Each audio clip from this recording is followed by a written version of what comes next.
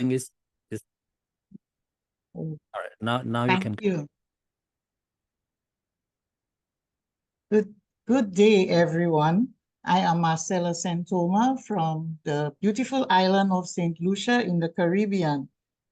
Today, I will be your Sergeant at Arms.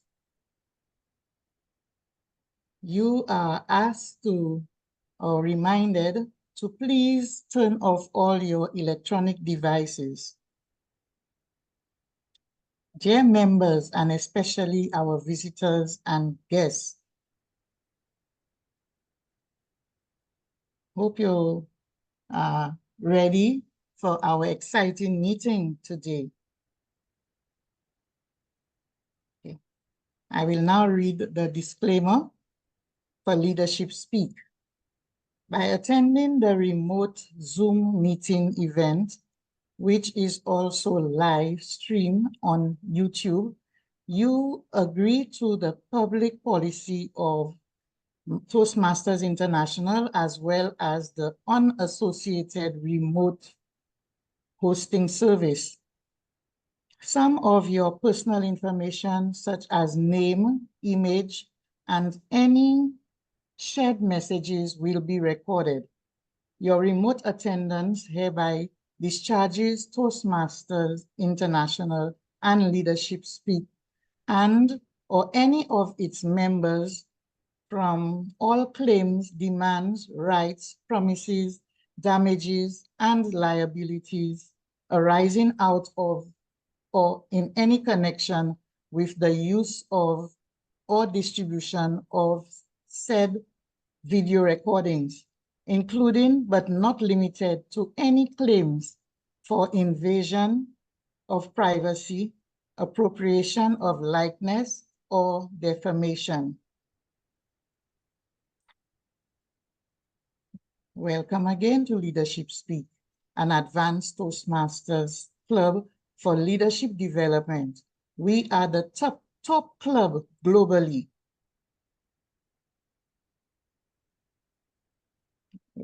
We provide a supportive and positive learning experience in which members are empowered to develop communication and leadership skills, resulting in greater self-confidence and personal growth. The leadership statement. Leadership Speak is the premier club for experienced Toastmasters to become better self-directors. We are an advanced club focused primarily on the leadership development in everything we do. Our timer is reminded to use the raise hand so everyone can, especially the speakers. Thank you. So, who will lead our meeting this evening? This evening, our Toastmaster of the evening is Nicole. Nicole, just a minute, sorry. Just need to get to it.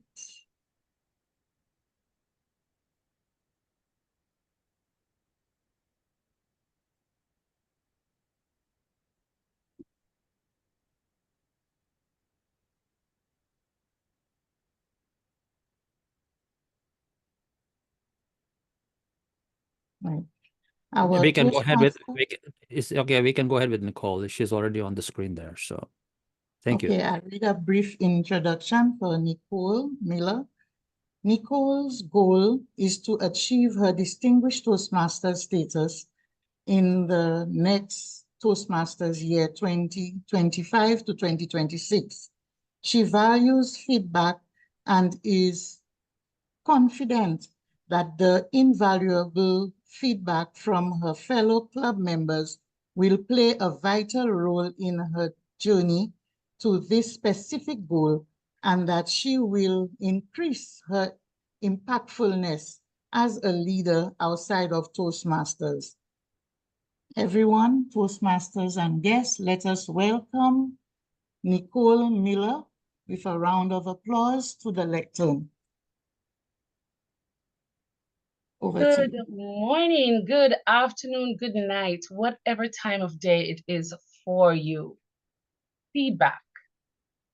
Feedback is a heartbeat of effective leadership, vital for growth and development. It fosters open communication, encourages trust, and helps leaders understand their team needs and perspectives. By actively seeking and providing feedback, leaders can create a culture of continuous improvement where everyone feels valued and heard. Feedback empowers self directed leaders and is essential for personal and professional growth. It allows them to reflect on their strengths and areas for improvement, fostering a mindset of lifelong learning. By embracing feedback, these leaders can adapt their strategies, inspire their teams, and drive innovation. Ultimately, cultivating a feedback rich environment empowers leaders to navigate challenges confidently, lead authentically, and thrive in a rapidly changing world.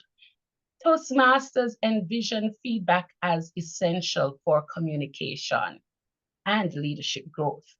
By fostering a supportive environment, the organization encourages members to practice giving feedback and receiving feedback, thereby empowering individuals to refine their skills, build their confidence, and become competent leaders. At Leadership Speak, we believe that feedback is a catalyst for transformative growth. Our club thrives on the open exchange of constructive analysis, empowering members to enhance their performance and become impactful leaders in the real world. Let's explore the vital role of feedback, which fuels growth and development in your leadership journey. Fellow Toastmasters and guests, I now invite Toastmaster Baron, who will raise a toast to our theme today, leading a culture of feedback. Toastmaster Baron. As we gather here today, Toastmasters and guests, it's imperative that we remember the first essence of how we learn in Toastmasters. In Toastmasters, we do not learn by sitting and having lecture sessions. We do not learn by getting a different approach of learning, pedagogy or different ways. We learn by doing. In this doing, we stand up, deliver our speeches, or it might not be a speech, it might be leadership. You step up and you take on a task. You could go through it all and never evaluate what your performance looked like. And that's where the quote comes in. An unexamined life is a life not worth living. The essence of feedback is that we do not only use it to receive, but also to be able to help other members grow. That means you give feedback and you receive feedback. But at its core, feedback is not just a word, it is a tool through which we lead. My fellow leaders, I would like for you to all look at this. How do we grow? How do we excel without getting feedback on our performances?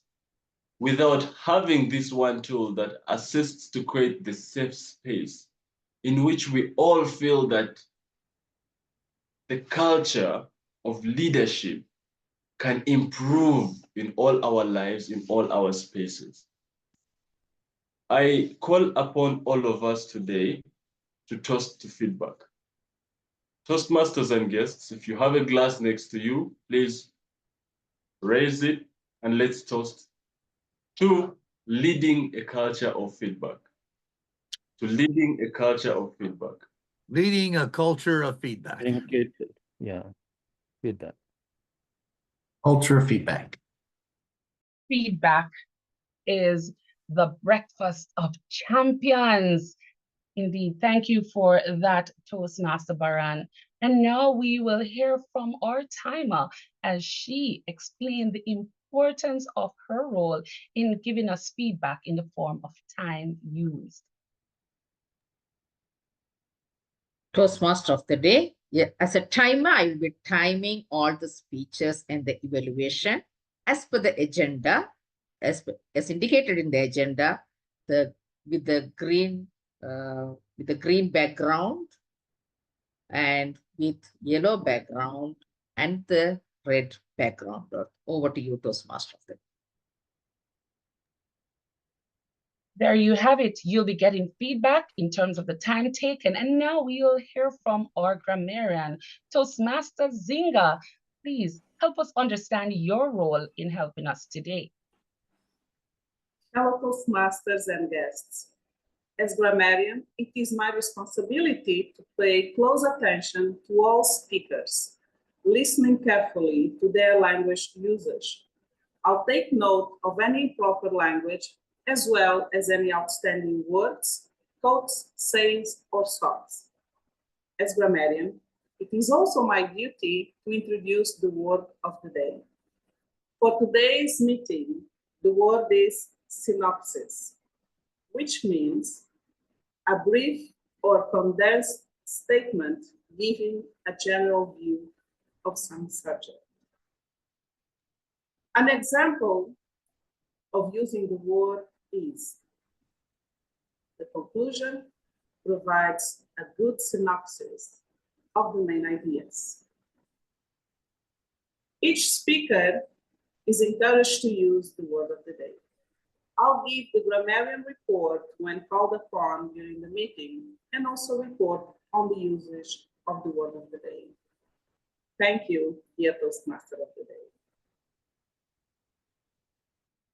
Now, we'll be hearing from our leadership speak educator for today.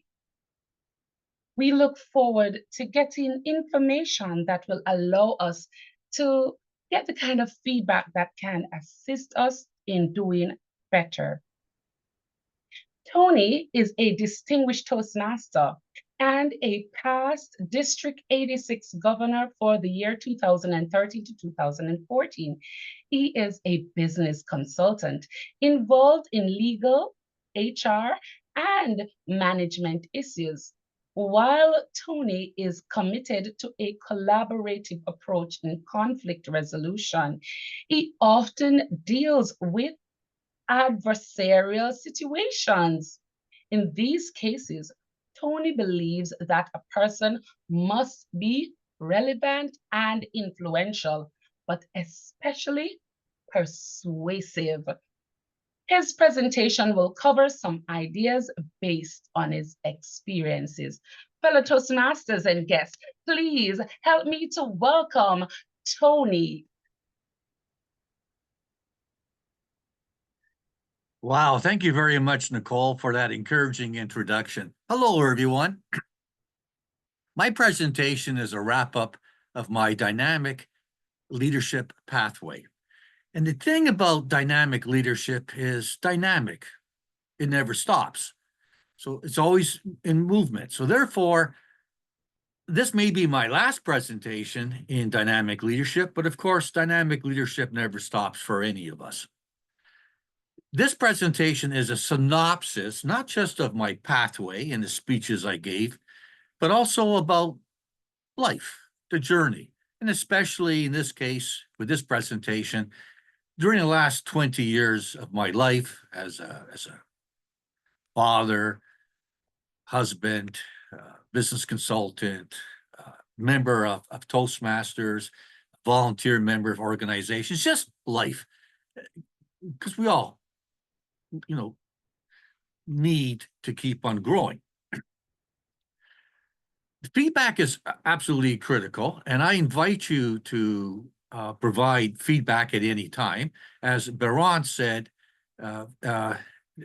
feedback is the essence of evaluating performance. And those are kind of my words. So I would now like to share my presentation, and I will please, could please turn on the sharing, please.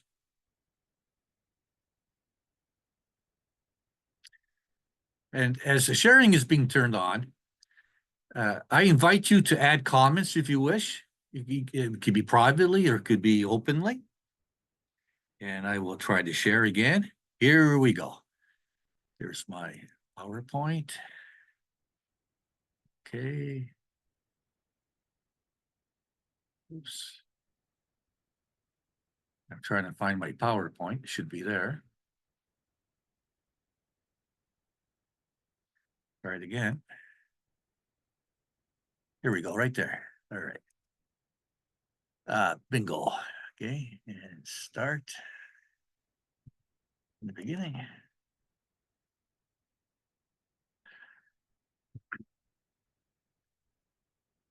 Purpose of my presentation is provide a message that is relevant to you. You're the audience. You're important. You're the most important part of this presentation. I will provide 3 stories and then 4 steps on how persuasion can be practically applied in what we do in life. Now, it's important to ground persuasion in credibility. I always favor in citing my sources. In this case, here is a synopsis from Warren Buffett, who is the chair and chief executive officer of Berkshire Hathaway, a huge business conglomerate. And you may have heard of Warren Buffett. Yeah. Here's a quote: "Learning to speak persuasively is an asset that will last a lifetime or become a liability if you don't like doing it." And this quote was one of Warren Buffett's quotes that was used in a preface to a book, a seminal book on TED Talks by Carmen Gallo, an author that Brahm actually has referred to in one of his challenges that he is, global challenges that he has provided. I am a MBA candidate in a school in the United States, and Warren Buffett is a contributor to some lectures. And I remember one he gave a couple years ago where he said that one of the things that he wished he learned earlier in life was to be more persuasive. So this is a fairly strong endorsement of being persuasive from a successful person, not just in business, but in life. Now, according to Toastmasters International, there's 4 purposes to a speech, and we can use one or a number of them. And that is, as you can see, to entertain, to inform, to inspire, and to persuade. And I ask you to consider that during my presentation and any of yours, which one of these or which ones of these that my presentation will follow through on. Now, I'm going to ask you another question. You know, when you listen to a great speech and you say to yourself, wow, that was inspirational. Or maybe you laughed and said, hey, that was funny, that was entertaining. Or I learned something. Have you ever told yourself, wow, that persuaded me? Because, you know, I've never come across that myself very often. I've hardly ever said to myself, wow, I am persuaded by that speaker's presentation. But yet, why is that one of the 4 key purposes of giving a speech? And that's what I'm going to be sharing with you. It's also criteria for feedback. As you listen to my presentation and the others during today's meeting, you could also use the purposes of a speech as a criteria for feedback. As I give my presentation on persuasion, It doesn't mean I'm trying to persuade you. Perhaps I'm trying to provide other purposes. And that's up to you to decide. And please let me know. Please give me your feedback if you wish. Now, we attribute the modes of persuasion to a fellow named Aristotle, and I know most of us, we should all have heard of them. He never came up with these ideas. He simply wrote about them. And, his book was on his shelf when we found it. But these ideas were around for like 1,000 years before Aristotle was. Ethos, pathos, and logos, which in my descriptions are character, emotion, and logic. Those themselves are synopsis. And a good speech or a presentation that is persuasive has to incorporate these modes of persuasion. I'm going to share a story, first of 3, on how persuasion was effective. In this case, persuasion saved 1 million people. I have given this story before in Toastmasters and in this club, and it's something that really got to me when I was a kid. I was sitting in a library at lunch hour, and I came across this story, and I thought it was fictional, but it was factual. And it was about something that happened in the year 452 AD in Italy. Attila the Hun, at the head of a massive army of horsemen, warriors, had the intention of destroying everything that was Roman, everything that was Italian. And they came down into Italy, and they were just destroying, killing, slaughtering, wiping everything out. They were not only just, killing people, they were salting the lands, they were poisoning the water wells, killing all the animals. They wanted to destroy what was left of the Roman Empire. That was their intention. And as they made their way down to a place called Mantua, which is not far from Rome, Attila the Hun, who described himself in marketing terms as the scourge of God, was about to realize his destiny, because within reach was the city of Rome with 1 million people, and he and his Huns were going to kill them all and dismantle the entire city right down to the ground. It was a lifelong ambition, and he was about to realize it. One man came out, with his little entourage of assistants, and it was Pope Leo I. No, there's no armies. The politicians were gone. It was just this man. He happened to be the Pope, not the Catholic Church. That's not that relevant, except he was the man of God versus the scourge of God. So it was a bit dramatic there. And that actually amused Attila the Hun. And Attila figured, there's no harm. I'm going to listen to what he says. After all, Attila reflected, I did meet this fellow a number of years ago. So let's see what he has to say now. And they spoke, and they talked, and actually they talked for a couple of days. So they were talking about something. And at the conclusion of the talks, Attila jumped on his horse, turned around, and took his army back home. I was shocked as a kid, like, what did this fellow say? What was discussed? What persuaded this bloody butcher to turn around and go home? History does not tell us what was discussed. There is a quote from one of Attila's aides, who Attila, upon being asked why they were going home, said, I will fight the lion, but I will not fight the Leo. Now, that's not true. It's still a useful concept. Leo in Latin means lion. So it was a good play on words.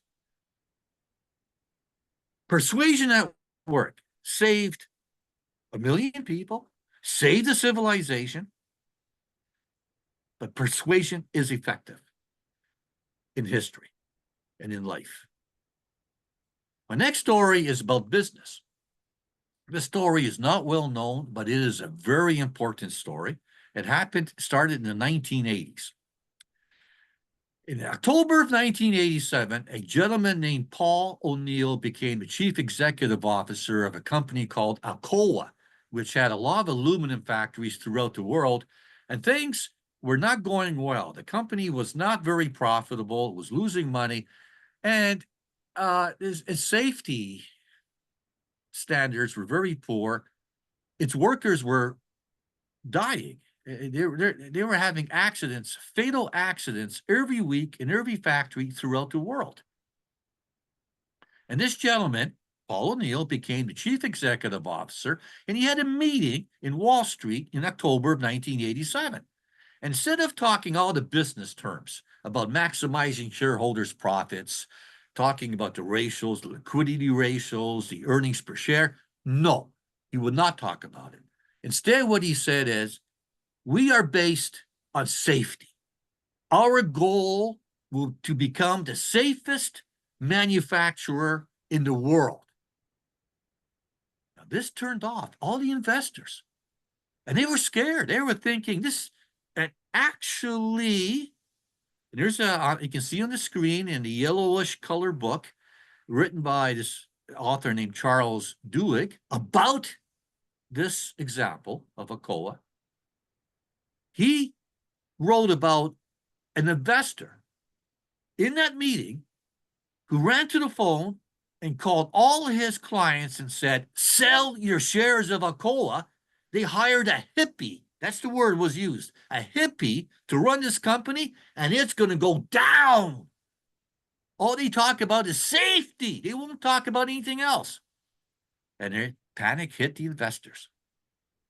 That same investor later confessed that was the worst mistake he made in his career, because the genius of that concept was to follow procedures and habits. You see, from the title of the book, The Power of Habit, what we do in life and business, changed how everybody dealt with business concepts and life in that business. And Ochola became extremely successful. Anybody who did not sell their shares at that moment realized a 5-fold increase in the value of their shares, because there was so much reciprocation from all the stakeholders, not shareholders, stakeholders, in the values that a corporation can bring to life, not just business. The unions favored the safety issues. The shareholders realized that there was more cooperation, and the consumers bought into it. Now, that led to a phenomenon known as social license, which is in effect today. How many corporations, including Google, Microsoft, and others, take social license as the ability to operate in society with society's consent and trust. My point here is persuasion. How this all started with one man, one person who persuaded people to change the way they did habits in life and business. Words that were persuasive. I have a personal story. We all have personal stories, and I left this page blank because you can put your story in here if you wish. About 15 years ago, when I was sort of getting into my business consultancy, I found myself in a courtroom pleading a case. And it was a very bad situation for the company I was working for. We were under attack by a father-son team of investigators from a government agency. You know, Canada has a good government. Many countries have a good government, but there's always people who, you know, don't follow the rules. And to have a father and son on the same team, that same investigation team, doesn't tend to bode well. And they were on the attack, and we were being slaughtered. So I filed a lawsuit to actually get things, you know, turned around. And I blew it. I did not prepare properly. I tried. I just did not have the experience or the knowledge. And I found myself standing in front of a judge, and opposing me was a very experienced government lawyer. And I was embarrassed. And the judge finally said to me, he took off his glasses and he said to me, Mr. Bratschitsch, why should I listen to you? Talk about a table topic. But that wasn't the dilemma, actually. That was the solution. Because at that time, I was a Toastmaster for 3 years. So I had some experience. And what came to my head, through all the panic and all the fear, was one sentence. Your Honor, I have a story to tell. You know, sometimes you just don't come out with the right thing. And I know I don't, but that time I did. Because the judge said, oh, that could be interesting. Tell me your story. And I told him the story. And I won. I should have lost, but I won. I was persuasive. And that led to a legacy of dozens of motions and court hearings. And finally, this month, 15 years later, they're going to schedule a trial date for the big story. I was persuasive with the story. The 4 steps for us to convey persuasion. This synopsis was provided to us by a college professor from California in a seminal article in the Harvard Business Review in 1998. And you can see a clipping there. And those are the 4 steps. And actually, you might notice that it's very similar to the modes of persuasion that Aristotle was presenting to us, except in this Harvard Business Review article, it went into much more detail. And you can Google it. The professor's name is J. Conger. And there he states about establishing credibility, which is the ethos of Aristotle's rhetorical arguments. Frame common ground, relevance, framing common ground that you and I can understand. And the third point was evidence through stories, which you understand is what I've been trying to convey here. And then connect emotionally. So the first point of these 4 steps is the ethos. And the third step is perhaps the argument, the logos. And the 4th step is connecting emotionally, which is the pathos. So as much as things have changed, they have not changed. The modes of persuasion throughout the millennia has essentially remained the same. But of course, with our methods of connectivity and communication, we're able to expand upon them. Why is persuasion important to leadership? Well, we're familiar with Maslow's hierarchy of needs, and that was actually produced in 1943. And since then, a lot of people have said, there's different ideas, better ideas. But what most people miss out on is the context of Maslow's hierarchy of human needs. It fits into a context that there's got to be leadership in the first place, leadership with an infrastructure. So the hierarchy of human needs fits once there is leadership and a hierarchy in place. Now the proper context is provided. It's innate human nature, according to Maslow, to defer to authority, to leadership. We all want leaders. We sometimes need to be leaders, and sometimes we need leaders to lead us. But we have to have a hierarchy. After all, our club has officers. We're all part of society. We all have different structures in place. And it's just like part of our tribal nature of human beings that we seek hierarchy. And then, as per Maslow's hierarchy of needs, we focus on our interests as per Maslow's hierarchy of needs. So leadership is needed, and persuasion is a big part of leadership. Throughout our journey together in leadership speak, many of us have exchanged ideas about about leadership styles. And, there's no one's wrong.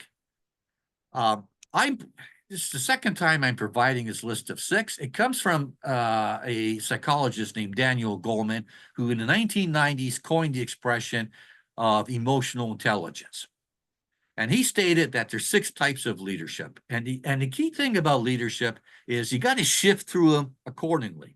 And good leaders will be able to master at least four of these types of leaderships when needed, as needed. And leadership always must include somewhere along the line persuasion.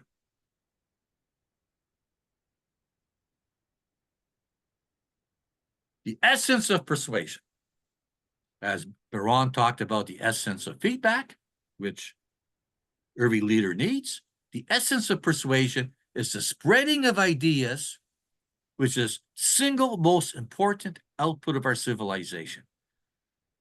And this quote came from a leading marketer named Seth Godin. And you know, it applies to not just marketing, but everything. We share ideas. I'm trying to share an idea with you, and you're going to be sharing ideas with us. And we've been doing that for a long time. So it may or may not be the single most important output of a civilization, but it's up there. So it is important.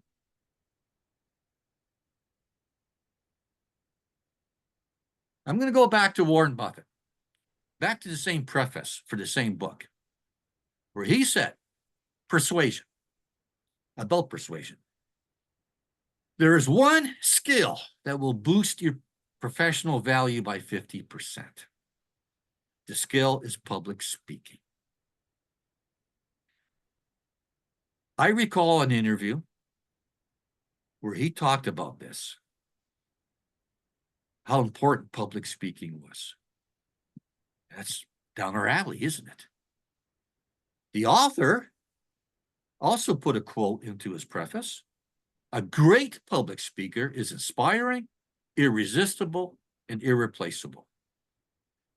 And I propose to you that we could actually, remove those words public speaker and put leader. A leader is inspiring, irresistible, and irreplaceable. These quotes are grounded in credibility. The art of persuasion, I submit to you, is to tell stories. Now, there's a lot more to it than that, of course. How we tell the stories, are they relevant? And as leaders, do we improve our storytelling with feedback? Because otherwise, how can we? How can we improve in anything, including leadership, if we do not get feedback? As I showed this screen earlier, the purposes of speeches is to entertain, inform, inspire, and persuade. And I hope I've done maybe one of these things in this presentation. Please give me feedback if you can. And finally, I invite you to once again look upon the name of our club, Leadership Speak. Doesn't that say something? Leadership Speak. And finally, doesn't that say everything? Leadership Speak. That's us. Thank you. Back to you, Toastmaster of the Day. I absolutely loved that. Persuasion, sink or swim. That was the title of Tony's presentation. Thank you so much. I'm sure we have a lot to think about after hearing Tony's presentation. Now we will be hearing from Toastmaster Hannah. And Toastmaster Hannah's speech has certain sub-objectives which will be shared by her evaluator. Please help me welcome at this time Toastmasters Hannah, evaluator. Hannah will speak from the dynamic leadership path, level 1, project 1. It's an icebreaker to introduce herself to this advanced club. Because in a community club, she would have already introduced herself, but she'll introduce herself to this advanced club. Madam Toastmaster. That is me by Toastmaster Hannah. Toastmaster Hannah, that is me. The virtual lectern is yours.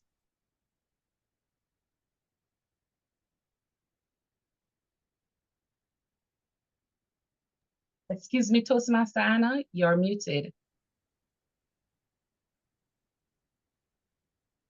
There you go.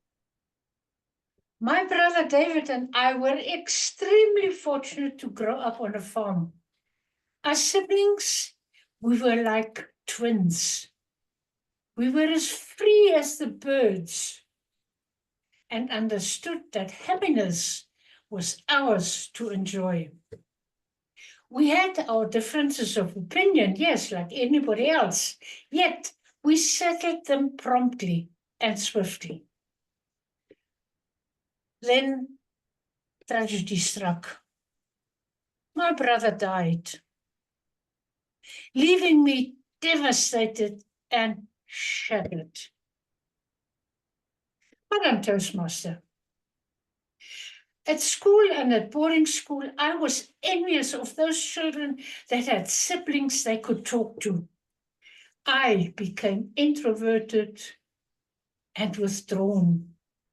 I put all my energy into athletics and tennis, sports disciplines that I could excel on my own without a teammate. I had to prove to myself that the only person I should be competing with is myself. Be dynamic in whatever I can do best on my own. Team collaboration, those words, they disappeared from my vocabulary. They were non-existent. I also applied for employment positions where I could sidestep contact with the outside world and with my staff members. I felt like a pearl in an oyster, waiting to open up, waiting to be released, waiting to find that me. Fast forward. After a parenting break and raising 5 children, my world, that so-called oyster, opened up. That pearl started shining. With all these birthday parties for my children, I gradually grasped and realized how exciting, how stimulating it is to again meet and connect with others. To be dynamic or be a dynamic parent required for me to cope with this crowd of adolescents. In my days, they were called teeny boppers. Yet, I was still extremely hesitant to speak in front of an audience and to take up leadership roles. Ken Blanchard had these wonderful words. It has been true in life that whenever I needed a mentor, the right person shows up. And Jessica showed up. Jessica, now a very good friend of mine, came to my rescue. She invited me to Toastmasters, an organization where I would learn how to communicate correctly and how to lead, how to find that me. At first, I was very hesitant. Yet I joined Toastmasters and I never looked back. Our mentor-mentee relationship blossomed. Jessica mentored me and I triumphed over my lack of confidence. As VPE of my home club, I onboarded members to the club and assisted them in reaching also their top. My division director noticed the potential of dynamic leadership in me and assigned me as an area director. Yet, I realized that I needed to grow and develop myself. I became dynamic and I have completed my TTM project. Since 2020, the laptop has opened another exhilarating world for me, that of traveling virtually and visiting Toastmasters via Zoom. I have set myself the target of visiting as many Toastmaster clubs as I can. And after a multitude of online travels, I have landed in Canada and I have joined Leadership Speak. Connecting with the members has assisted me in placing the words team collaboration back into my vocabulary. Thanks to Jessica. Thanks for letting me stand on her shoulders, so to speak. From that moment when my oyster opened, when I joined Toastmaster, nothing, but nothing could stop me from progressing towards where I am today. A dynamic power in leadership. That is me. Madam Toastmaster. That is me, Hannah, free as a bird. Please feel free right here at Leadership Speak to share your feedback. We welcome it. It's important to our growth. We will now hear from our second speaker, who will be evaluated by Toastmaster Sandra. Our second speaker is Toastmaster Muhammad. And Toastmaster Muhammad is going to be introduced by Toastmaster Sandra in terms of his expectation of today's presentation. Toastmaster Sandra. Thank you. Let me see here. This was, did you say Asif or Azim? I'm on for Azim here.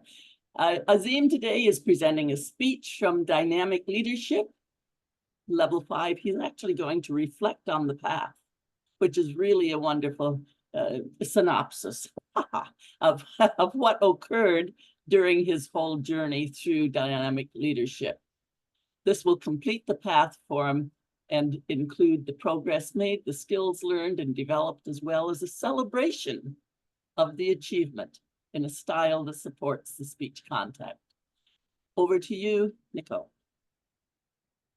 Reflections on my Toastmaster journey, Toastmaster Muhammad. Toastmaster Muhammad, reflection on my Toastmasters journey. The virtual lectern is yours. Thank you, Madam Toastmaster. So have you ever heard, once a Toastmaster, always a Toastmaster? Leaders, guests from all over the world, good morning, good afternoon, and good evening. I heard this in 2006, first time in my life. With the education always inviting me to join the Toastmaster meeting as a guest. But I was always finding excuses. But that day, I couldn't find any excuse. So I arrived at the meeting room. I was just standing in front of the meeting hall. The door was closed, and there was 2 bulbs on the top of the door. One was the red, the other one was green. So when I reached there, the red bulb was glowing on.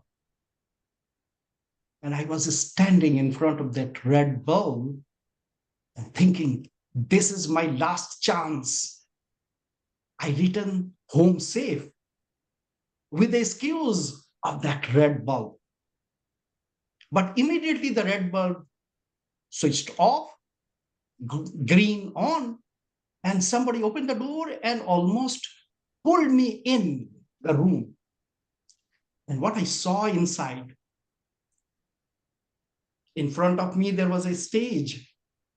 And on the left side, there was an entrance door. So I entered in it. And when I entered, at the same moment, everyone started applauding me. Their applause was to the stage. but their face was stunning to me. So I considered it that it was really a very warm welcome to me. So I was excited at that moment. And to respond their applaud, I started, thank you, thank you, thank you.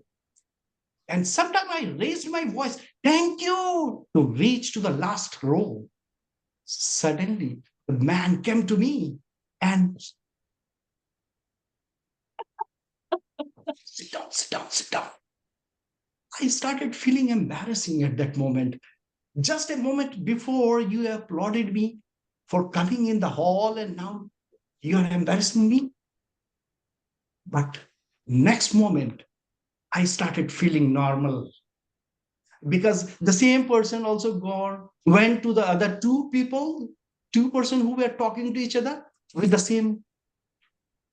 And then he realized this is the culture here. At the end of the meeting, I joined Toastmaster, and my learning started.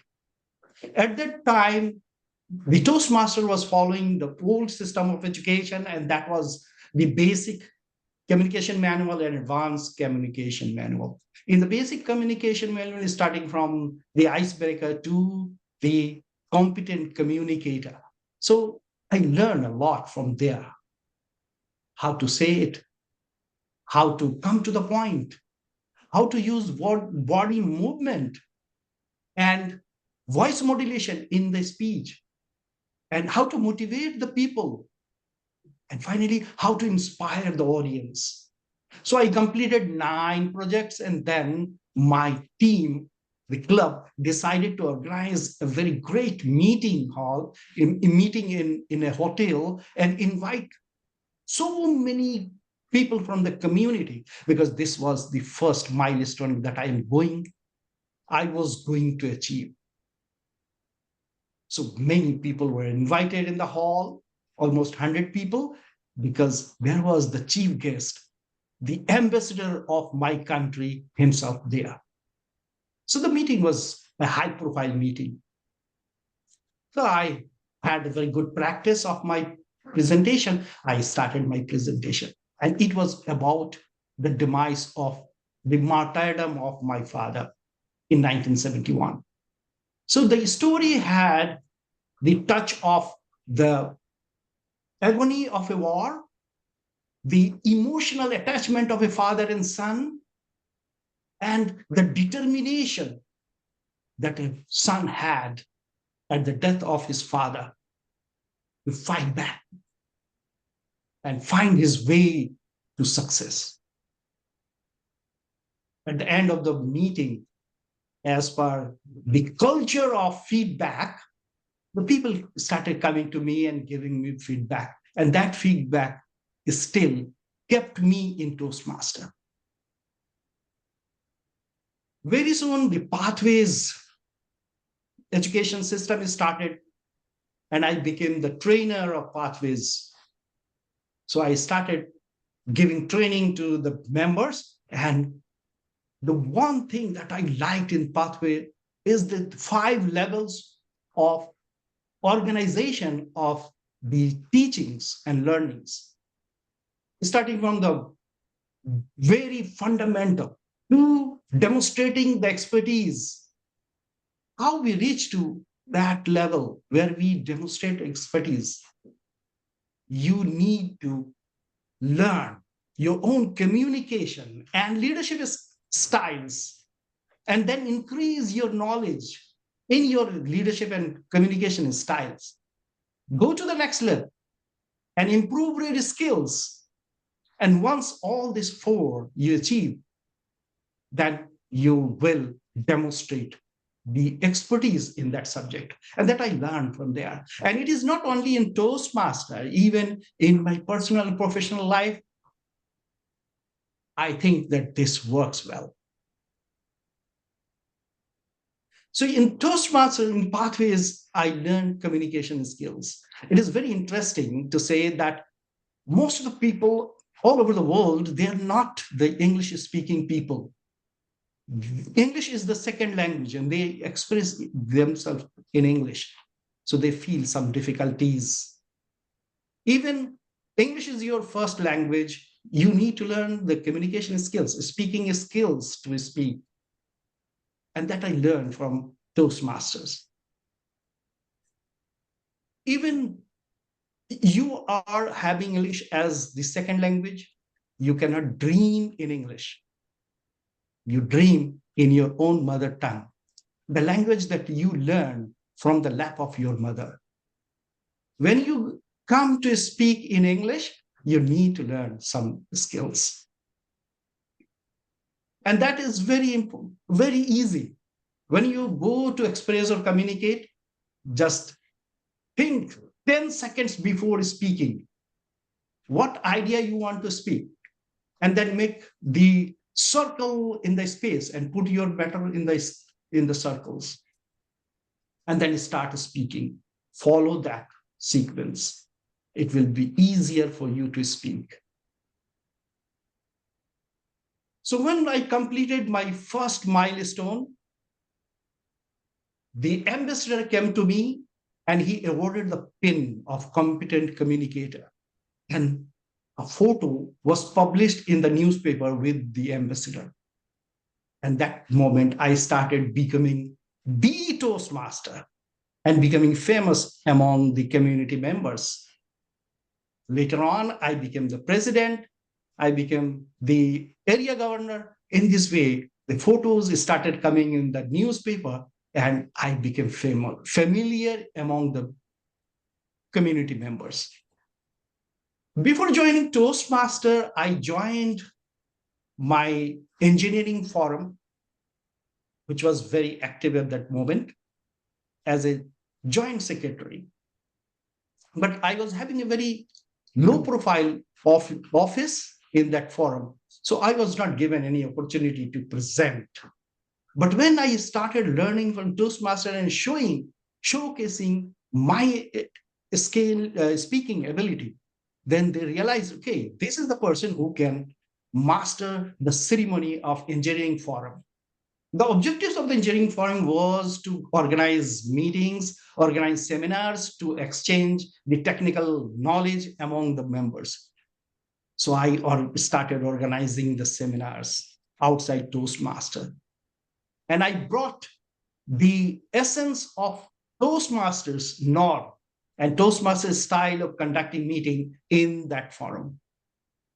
So many people liked that, but some didn't.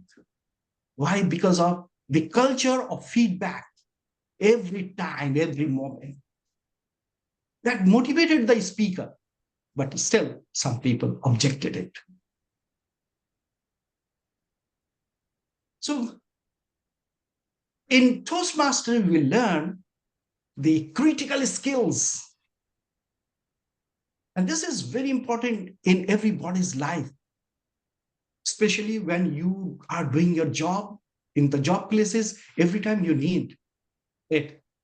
In the last meeting, Mohmad presented the critical skills, how to learn it and how to apply in your life. But I learned it in a different way, the critical skills. And it is only 4 questions. If you ask these 4 questions and look for the answer of this question, you are thinking critically and you are a critical thinker.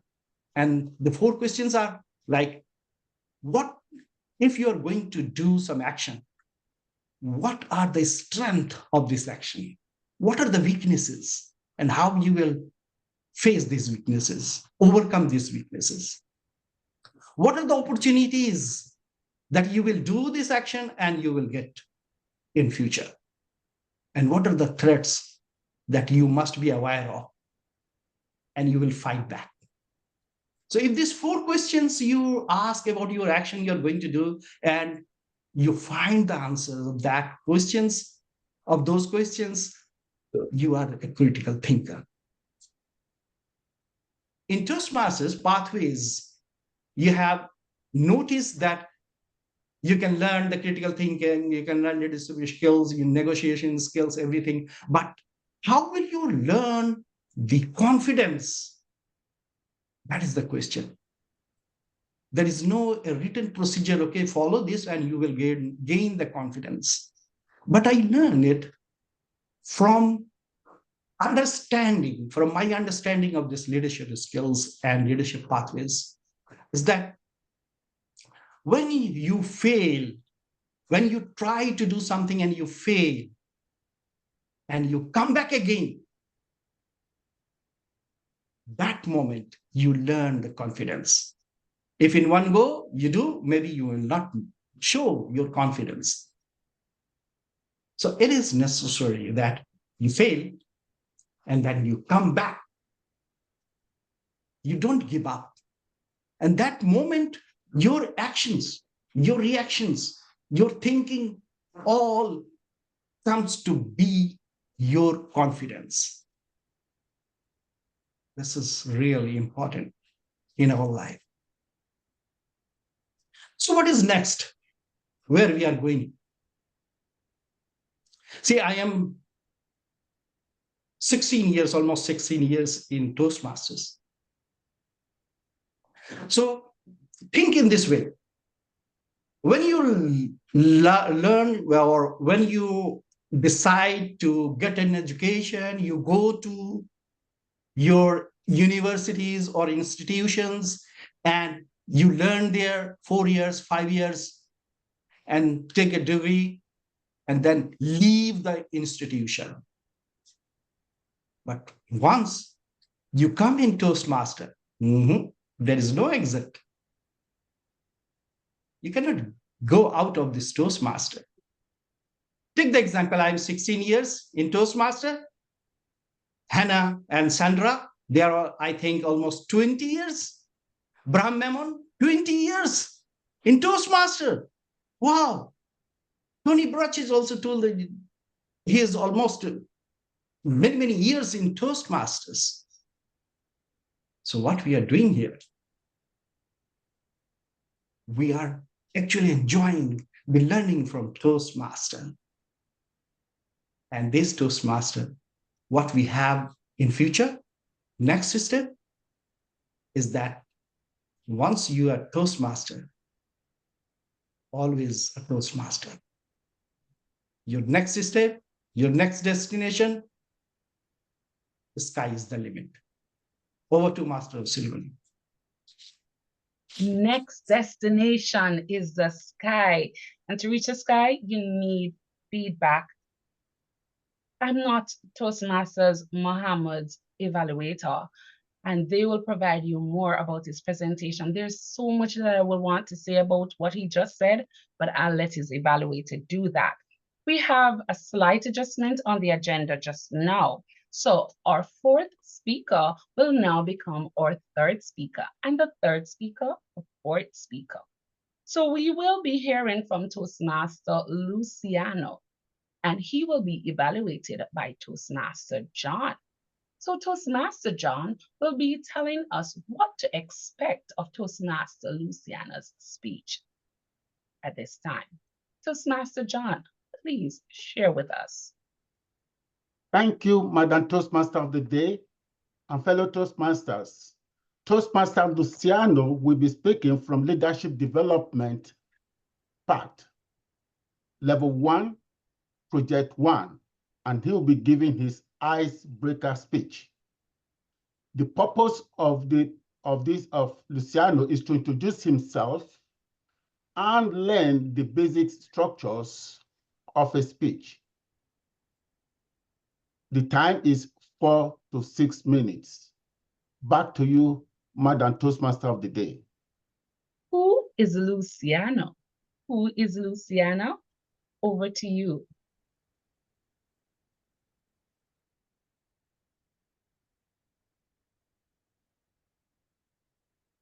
Out of the 7 subjects I did in high school, I received certificate for best student in 5 out of 7.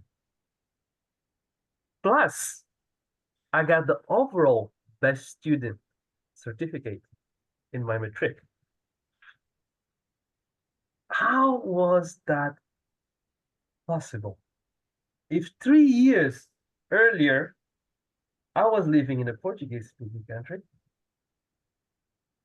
and I didn't have good prospects in finishing my high school, let alone go to university and get a chemical engineering degree.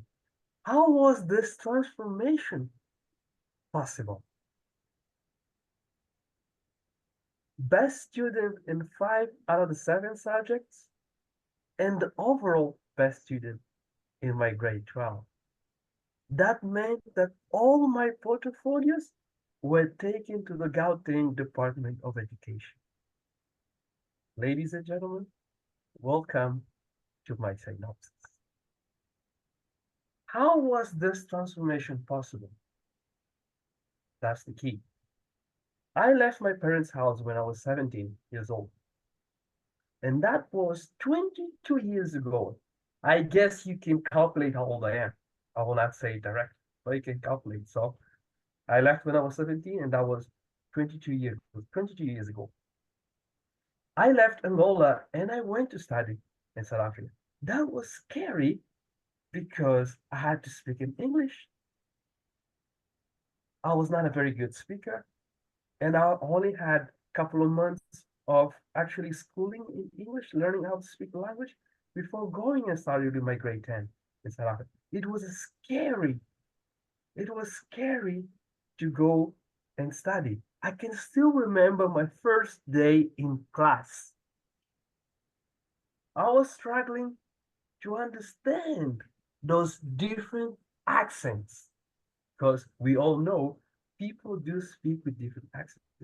And more difficult for you to understand is when you're not familiar with the language. That becomes difficult. That becomes even more difficult. So that was a nightmare. And I was struggling and thinking, how am I going to finish my grade 10, let alone finish high school and go to university? I said, this will not be possible. True. How will this be possible? Then I asked myself, my parents invested a lot of money on me, and this is the best that I can do, where I can say, no, it's too much. I had to change my mindset. And I said, I won't take no for an answer. I'll do my best. I'll work at it and be able to achieve everything I want to achieve while studying in South Africa. I came up with a formula that I still use up to this day in my life to succeed. That's the number one formula that I take that approach and I put it in my daily life. What's that formula? It has 2 items. Key, once I applied, I was able to achieve everything. I was able to become the best student in matric. I was able to go to university, get a chemical engineering degree, come back and start working. The formula is simple. It is, first point, you have to know what you want in your life. What do you want to achieve? Break it down to the smallest thing. Once you do that, then you have to know, number 2, you have to know what are the tools in place for you to get it. All the tools that you have available for you to get it, and then work towards it. That formula will give you the result that you want, which means know what you want in life, the tools that you have available, and that will equate to what you want in life. That's a synopsis, a brief statement of my formula that I used in my high school, university, and I still use to this day in life, and helps me get what I want in life. How I use that at high school? I managed to get the books for math, science, all the books that I wanted. And I started studying late at night. Then my results started improving, and I was able to get to the list, getting those better results. At university, the same thing happened. I started working late, working during the time offs. Saturday, Sunday, stay out late, work out those subjects, learn and improve. That helped me get better. And I still apply that formula on my daily life. And through my workplace, everything that I want to work at and get better, I apply the formula. that gives me the success. And a couple of things that I've put in practice just to solidify the formula is there's a couple of concepts that I've learned. One of them is the deliberate practice from Anderson Erickson. And the other one is the marginal gain concept from Dave Berrison.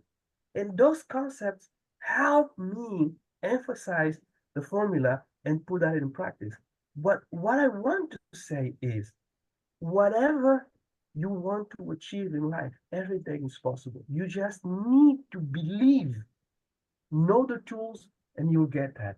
Napoleon Hill summarizes that where he says, whatever the mind can conceive and believe, it's possible. Thank you very much for your time. Over to you, Nicole. Thank you, Luciano, for introducing yourself to Leadership Speak. You will definitely be getting some valuable feedback in the evaluation segment.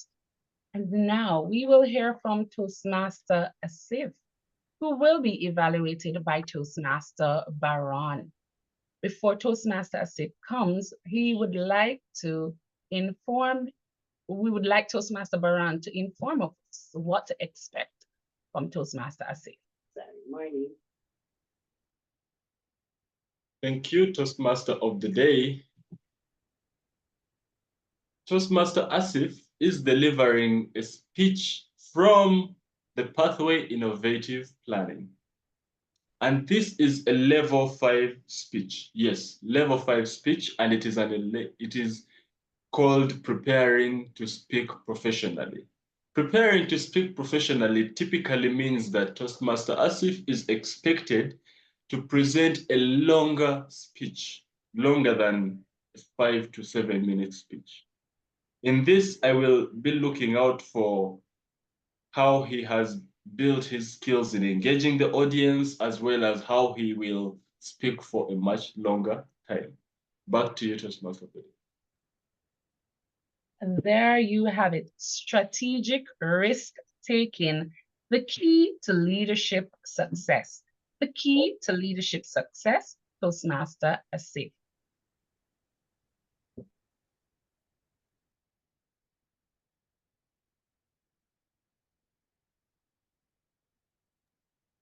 Dear fellow leaders, a very good morning and good afternoon from wherever you are in part of the world. When we think about risk management and risk taking, which is a methodology where you can be courageous enough to take a risk so that you can succeed in life. Well, what I believe is that if you really want to be successful in life and you want to take a risk, then you need to develop a strategic approach towards life. In this particular speech, which I'm going to be presenting today, at Toastmasters, imagine this way, that at Toastmasters, if I practice that speech, which I want to deliver it outside of Toastmasters, then I will be able to get a feedback as per today's theme. And that will enable me to understand where are the weak points in my speech, and thereby I can very well confidently improve over my speech. And believe me, I'm like, it's going to be great, isn't it? When I present this speech outside Toastmasters, definitely those mistakes which I would have made over here or outside, which would become more costlier for me, I can avoid them. So let me explain and expound on this concept of risk-taking strategy. For this, what I'll be doing is I'll be sharing my screen, and let me see how well the speech goes on a PPT slide. Fantastic. Let me know if you are able to see my screen. Yes, so I received a thumbs up for that. Well, in today's life, the world is going at a very rapid changes. There are so many numerous innovations happening day in and out at that speed that the existing models keep on getting disrupted. what was previously a stable environment, whether in business or in the countries, whether it was about talking, communication, traveling, banking, economic development, everything is going under a rapid change. As a result, we are right now in a VUCA environment. The reason is what was in the previous experiences, as per our previous experiences, is not going to be the same in the future. So our past experiences do not reflect what is going to happen in future. And it's becoming more and more complex. Why it's becoming more and more complex? Because, I mean, just think about like our communication itself. We have a smart mobile phone. How many number of features are getting added to a smart mobile phone? It's becoming complex to keep up with these technologies. So are we ready to face these challenges in a VUCA environment? Well, our expectations are just linear, straight, but the realities are completely different. And as a result, what happens is that ideal world, we think that I just want to be relaxed.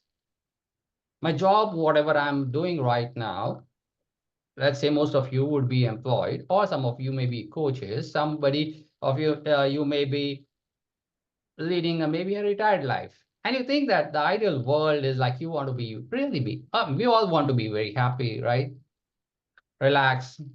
You want to be updated of whatever is happening in the world, right? The internet is giving so much data, but that itself, giving you so much data, you think that you are updated, but it is not so.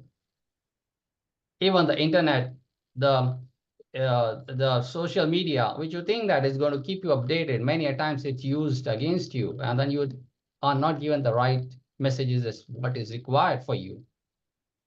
Family time, of course. Isn't it previously, you would have heard of families like enough for family time, but nowadays, many of the executives are working for long hours and they don't have much of the family time as well. So then what can we do? As a result, what is happening? It's leading to a lot of stress in our life, and there's so much of frustration.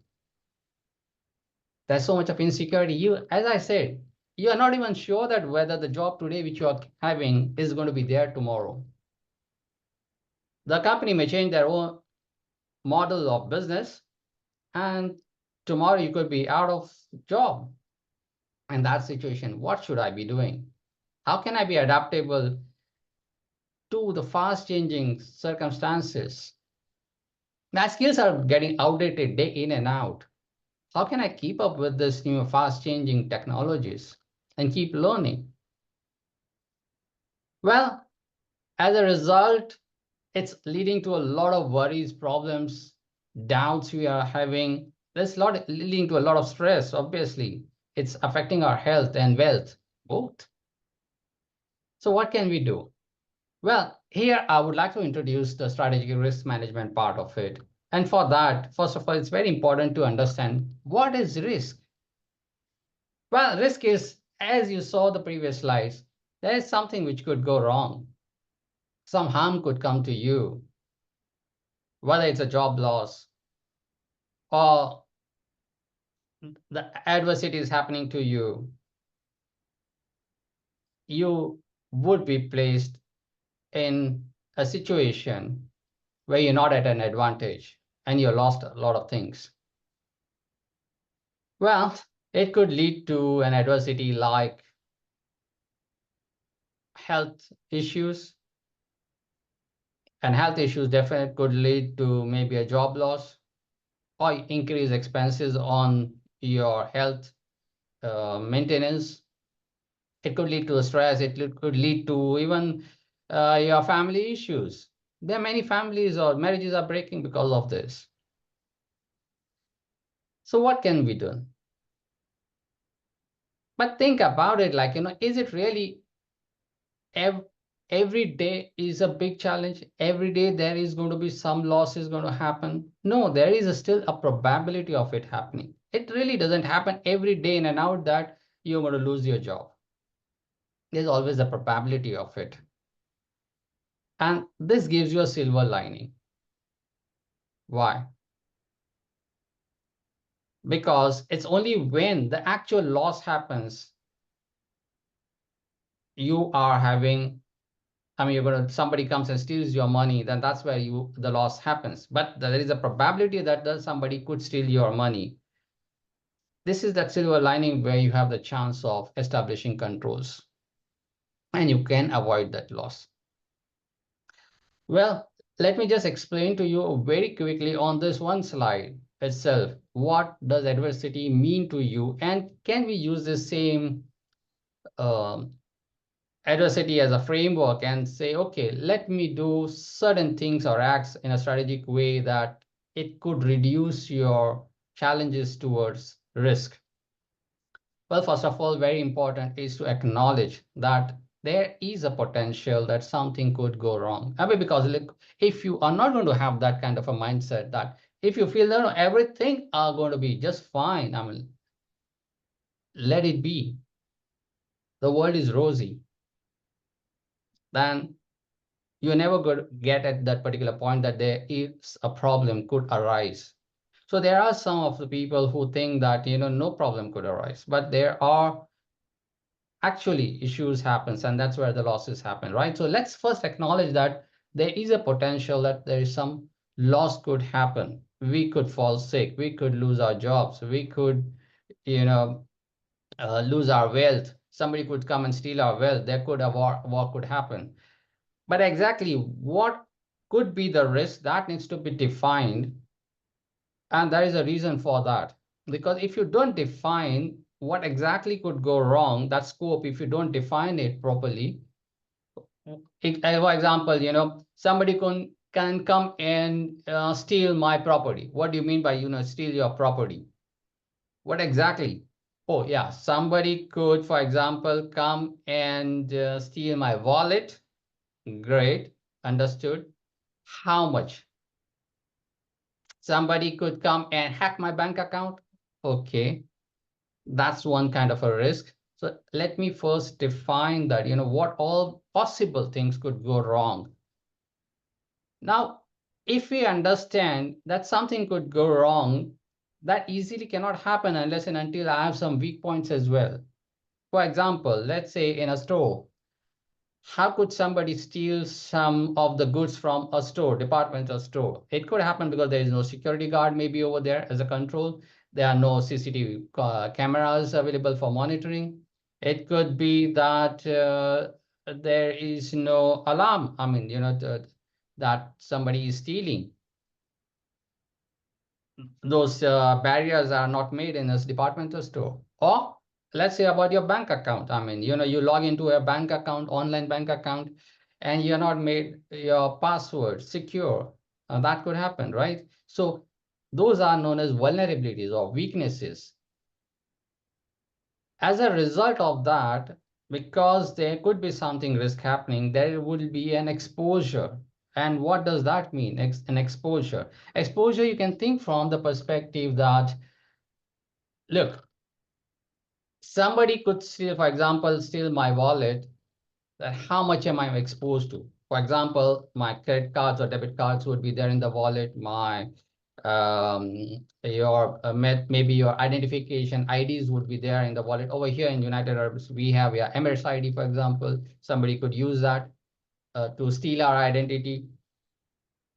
Or a lot of cash could be there in your wallet, right? So what is that maximum exposure which would happen if somebody steals your wallet? Now let's be realistic that, look, every day somebody's not going to come and steal my wallet, right? So that's where the probability I was talking about, that there could be a probability, and that's where the silver lining is there, that not every day everything is going to go wrong. So we need to be realistic that there is some probability of it happening. And if, God forbid, let's say once in a year or once in 5 years, when could your wallet could be stolen? When could your bank account could be hacked? If you are working in an store department, when could your goods could get stolen? Or if you're a coach, for example, when could it happen that your client doesn't pay you money? There are some chances over there. So now you think that, okay, whatever risk scenarios which you defined first has led to, I mean, look, I may think that 1 million could be lost, but because of the probabilistic thinking, that risk comes down to, the actual loss comes to maybe 20,000 or 30,000. Now that makes you sound like, initially it's going to be like, 1 million or 200,000 loss. Now it's going to be only realistic loss could be only maybe a lesser amount. So it gives you a calm mind. Then you might start thinking, as I was discussing before, what all controls can I implement so that this kind of adversity could be avoided or minimized at least.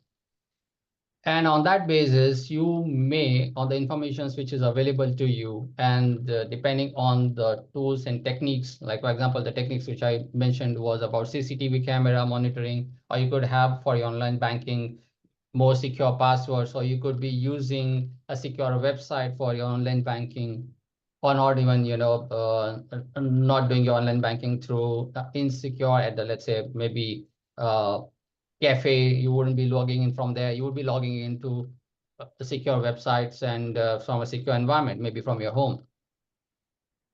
Well, it's then that you start making your strategic decisions for what kind of controls you need to implement. Now here, this is very important, the key. What kind of controls you want to implement? The cost of it should not exceed the potential loss that could arise. I mean, think like, for example, you want to reach a particular destination and you are driving through your own car. What could go wrong? I mean, there is a probability that, the tires may not function or the car may not function. And what all you could do? I mean, I can have two cars along with me running, if one cars go down, the second vehicle I can utilize still, isn't it? What is the probability of that car not functioning? That probability, and what is the loss which would happen if that car doesn't function? Maybe you'll not be able to reach office or whatever to your client. So it depends on that loss which would happen. I'm not going to, be investing in two vehicles running around parallelly along with me. But haven't you seen this happening with key important people, like let's say key political, let's say a president of a country? They may be having 3 or 4 cars ready alongside and running together, isn't it? When they are moving, a big caravan moving around across along with their own car. So it all depends on your risk thinking as to what maximum risk can happen in your life. Well, there are certain myths around risk management that for example, in organizations, obviously it is about that, okay, risk management is the responsibility of the risk management department in an organization. Many a times, some of the organizations do have a chief risk officer and a huge department itself. But the fact is that risk management is responsibility of all the executives in a department. Likewise, we can think about you as an individual. You're not working in an organization. You're working on your own, being a coach or self-employed. Then that's also obviously your responsibility to take care of risks happening in your life. Well, one more thing, which many of you would have heard, is that the more the risk you take, the more is going to be the reward. This is a jargon which you would have definitely heard in the entrepreneurship world, but it's not so. The reason is, what do you think about these people who are sitting on a height? I mean, these are the workers on a very high-rise building construction crane. They are sitting over there. What do you think? I mean, they are taking the maximum risk, isn't it? Are they going to be paid the maximum amount of money? No, it's actually the building constructor who's going to get the big amount. So it's not about that, the more risk you take, the more money you get. It's actually risk needs to be defined, the rewards need to be defined, and the probability that something could go wrong, that needs to be understood. And only your optimized risk is going to lead you to more rewards. And that you can translate it other way around in, for example, if you're investing in share market or bonds, that's also the same thing, analogy which you could use over there. Well, thinking about risk means something is going to go wrong, isn't it? Like my professional work moves around risk management. Day in and out, I'm just thinking about risk. Something is going to go wrong, which means that I'm going to become pessimistic, isn't it? I'm going to be like, oh my God, every day in and out, I'm just thinking that is somebody, in the organizations, somebody's going to steal the money, the systems are not going to work. In family life, I would think that, okay, again, like illness is going to come. Is it really so that it makes me more pessimistic? But the fact is that no, it makes you more confident. The reason is that it makes you more confident. Why?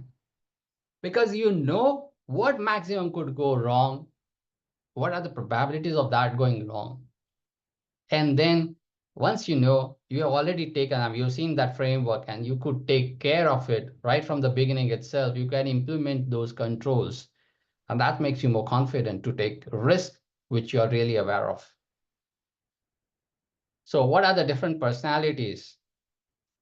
Well, as basically people have certain traits, like either some of them are very, very risk averse. Some really go out to seek more and more riskier things, and they are adventurous. And some, like me, are more neutral.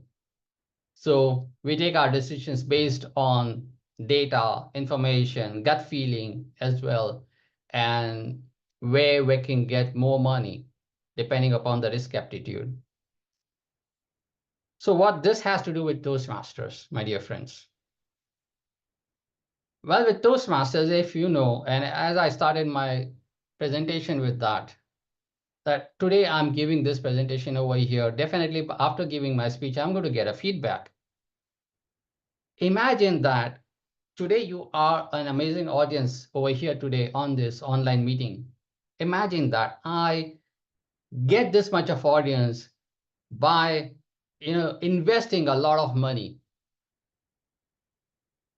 And after this speech, I expect that in a real world environment, you're going to pay me a lot of money.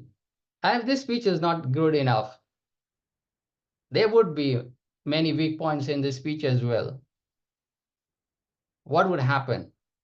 Whatever I would have invested in getting a number of audiences, that's my money is going to go to waste, isn't it? That happens in business as well. Like, you just think that, okay, you open a restaurant and then customers are just going to flow in.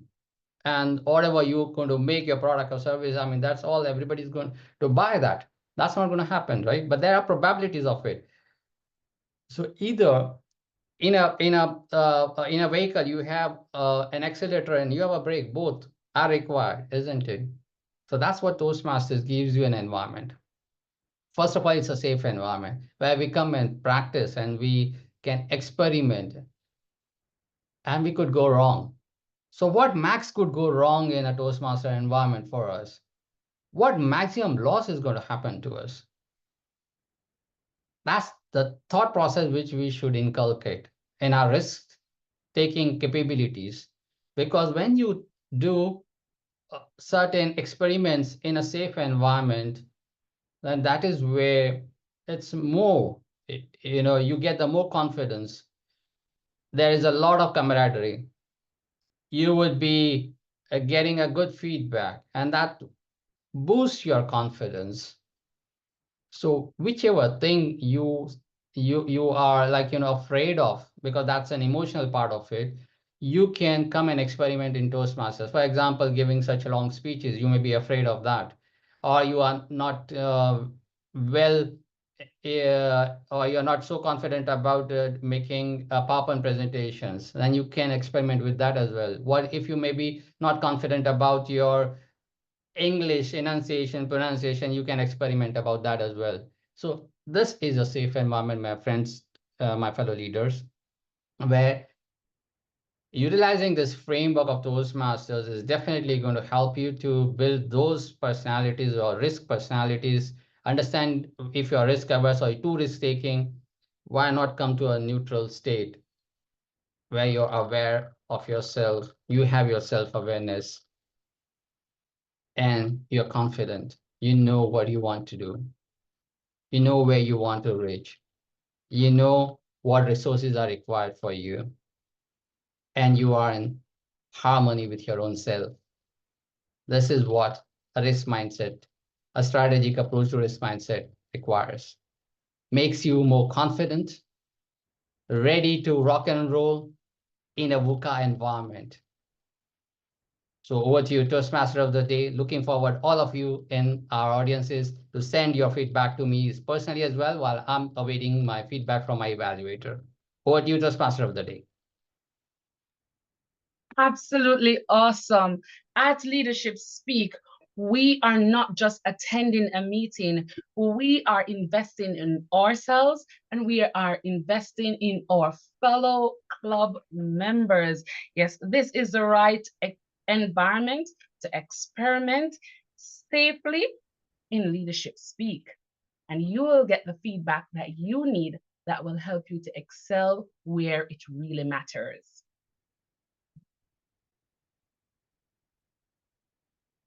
We have come to the end of our speaking segment and all the educational presentations.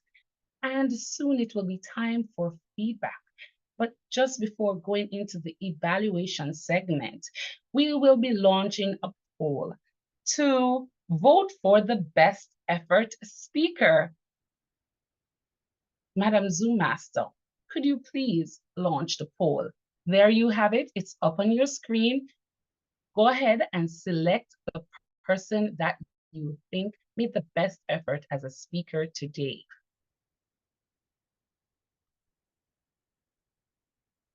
While we wait on you to vote, I have been noting that our timer has been giving us valuable feedback in the chat. She has been giving us the timing of each speaker, and she has been keeping us up to date. Continue to do so for us, to post the times in the chat, Madam Timer. Thank you for launching that poll. We will now hear from our general evaluator.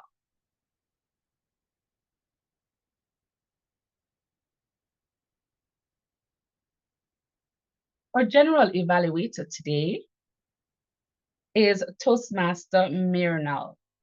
Toastmaster Mrinal will be working with a team who will be helping us to get feedback that will help to boost our confidence, help our speakers to grow and to be able to present even more confidently in their workplaces, at school, and wherever it is, in our families, as is necessary. Toastmaster Mrinal, the virtual lectern is yours. Thank you, Nicole. Please clap for Nicole. Such an energetic TMOD for the day. Thank you so much. I'll just start with one quote. There's one skill that will boost your professional value by 50%. That skill is public speaking. It's quoted by Warren Buffett. Thank you, Tony, bringing to our notice. And I'll start with this point only. We all are here to becoming a better leader and better communicator. And my role is to sharpen both these skills for all the individual persons. Let's begin with our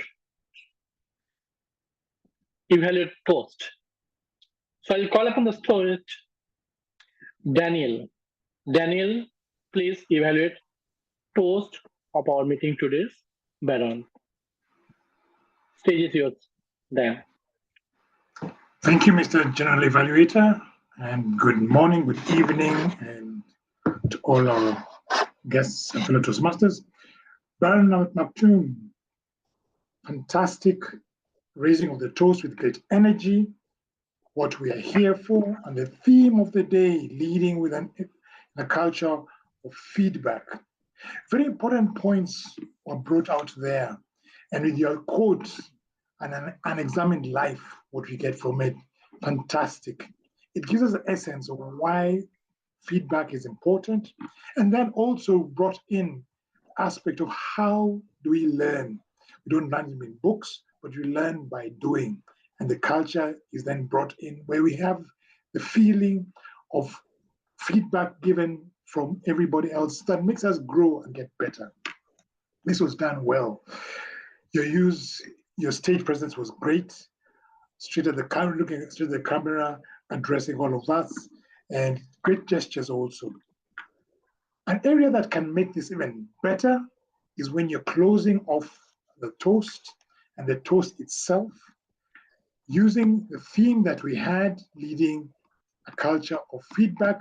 Would be better if you made it into a sentence, leading in a culture of feedback, so that everybody could say the same, because we got there's a bit of confusion there. We're saying leading culture of, so leading in a culture of feedback would have been great. But all in all, well done. And also asking the members to raise your glass, just go straight into it, raise your glass, open your cameras, open your mics, start your cameras, and this will be well. But well done with it, well done with the energy, fantastic capture of the essence of feedback. We just close with a powerful, straight with a sentence, leading in a culture of feedback. Thank you for this, Baron, and back to you, Mr. General Evaluator. Thank you, Toastmaster Daniel, for your in-depth evaluation. You are a great active listener, I must say that, because you capture all the points which is required for the day. Only one request for you, if you can tell one direction to our raising the toast, Baron. So I think one direction is always better. Yes, it's always better. I know that you are always focused on the commendation part, but just one recommendation for the Baron to becoming a better as a speaker, or maybe raising a toast. Now, next is one of the most crucial part in our meeting, because it's time to evaluate Toastmaster of the Day. And for that, I just want to welcome our DTM. Hello. Yeah. So Ray Rivero. DTM Ray Rivero, podium is yours. Thank you very much, Mr. General Evaluator. I will present a synopsis of the feedback that I will present over to Mr. Nicole Miller-Douglas. First, you did a lot of things excellent in the management of this meeting, which is one of the criteria in managing online meetings. Well, how well did you deliver this well-organized meeting? Did you facilitate excellently? And did you use your public speaking skills? I believe you did. You introduced set the tone of the importance of feedback. And throughout the meeting, you emphasized by using the word feedback. So many times that I really think the word of the day really should have been feedback, not synopsis. But you were passionate and you were enthusiastic and you presented very short, succinct, and cut to the chase type of comments. Your voice came through quite well. Easy to follow, easy to understand. You provided some comments after each speaker. That tells me that you were paying attention to what the speaker was saying. And you even helped one of the speakers to get it off on mute. How many times during an online meeting have we experienced that, both for ourselves and for others? Even as the agenda was adjusted right in the middle of the meeting, you didn't blink an eye. You just came through and you kept through with the team. And that leads to the one point that I think you can work on. This is more of a challenge than something to work on, but it's good for all of us to know. How can I make this meeting flow along? You have things that are in your control, and as a Toastmaster, a lot of things that are out of your control. So that's where working with a team helps, like delegating some of the responsibilities, such as to the Zoom master, being aware of what's going on, working behind the scenes. That's very important for a Toastmaster of the day. And in the future, as another challenge is, try this role again. But before you do, see how others manage their role as a Toastmaster today. We have examples of our meetings already on our Leadership Speak YouTube channel. And we also have future meetings that you can look at as well. Practice makes perfect. And finally, I loved how you worked on pronouncing the names of the speakers. That is a skill that we tend to overlook, but with a multi-country club like we do, it's very important that we try to pronounce those names right, and you did. Overall, a fantastic job as being our Toastmaster of the day. Over to you, Mr. General Evaluator. Thank you, Ray, for your synopsis of a role of a TMOD with a critical feedback. Yes, his theme is also that leading a culture of feedback. And thank you for providing in-depth feedback of TMOD. Thank you so much. Now, coming to our next and most exciting evaluator. Yes, our Leadership Speak evaluator. I call up on the stage Toastmaster Sabnam Saiyed. Please evaluate our leadership speaker, Toastmaster Tony. Mr. General Evaluator, fellow Toastmasters, and especially DTM Tony, good evening from my side of the world. DTM Tony delivered an informational and a persuasive speech today. 3 questions were raised and answered in his speech. Number 1, what persuasion can do.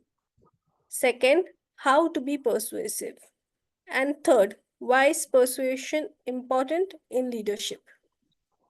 The very first page of his presentation was simply the explanation of what you are going to be seeing today in his speech and what you are going to understand today. It kind of served as a roadmap for his speech today. With the help of 3 stories and 4 steps, he went on to explain the importance of persuasion. The 3 stories were engaging, were a learning experience. The 4 steps were easy to understand and follow. Then he explained the importance of persuasion in leadership and also various styles of leadership. Now, there were certain things that stood out for me. Number 1, he asked questions and encouraged everyone to reply through chat at various stages of his speech. Second, clarity in presentation. It was a very big PowerPoint presentation, and yet each and every slide was very clear. You were able to comprehend that what is going to come next. It did not give much information like certain PowerPoint presentations give complete information, but no, here only points were given and then he explained everything. Number 3, no one ever gives a background of the authors you're using the quotes of. DTM Tony did that. It only goes on to show his knowledge, and also it gives importance to the authors. At various stages, all the quotes, he explained who the author was. Number 4, the importance of good storytelling. He gave 3 stories and also his own story, and that one particular part in his story where the judge asks him, "Why should I listen to you?" And his simple and effective reply, "I have a story to share." Well, I do have some suggestions. Number 1 is that you are so informative that we want to listen more to you. So it would be even couple of seconds that you can save in finding your presentation in the beginning of your speech would be saved. So we want to listen more to you. Second is humor. Adding sprinkles of humor here and there would make your speech even more engaging and effective.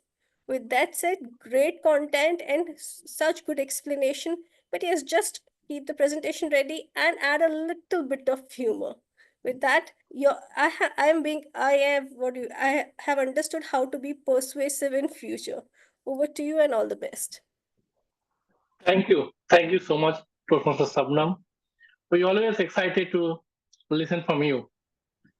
In-depth evaluations, and you exactly did today also. You talk about the story, you diverted into that, and each parameter you cover with that. And with that, you always try to follow the sandwich method, commendation and recommendation, and ultimate summary. That process you always follow.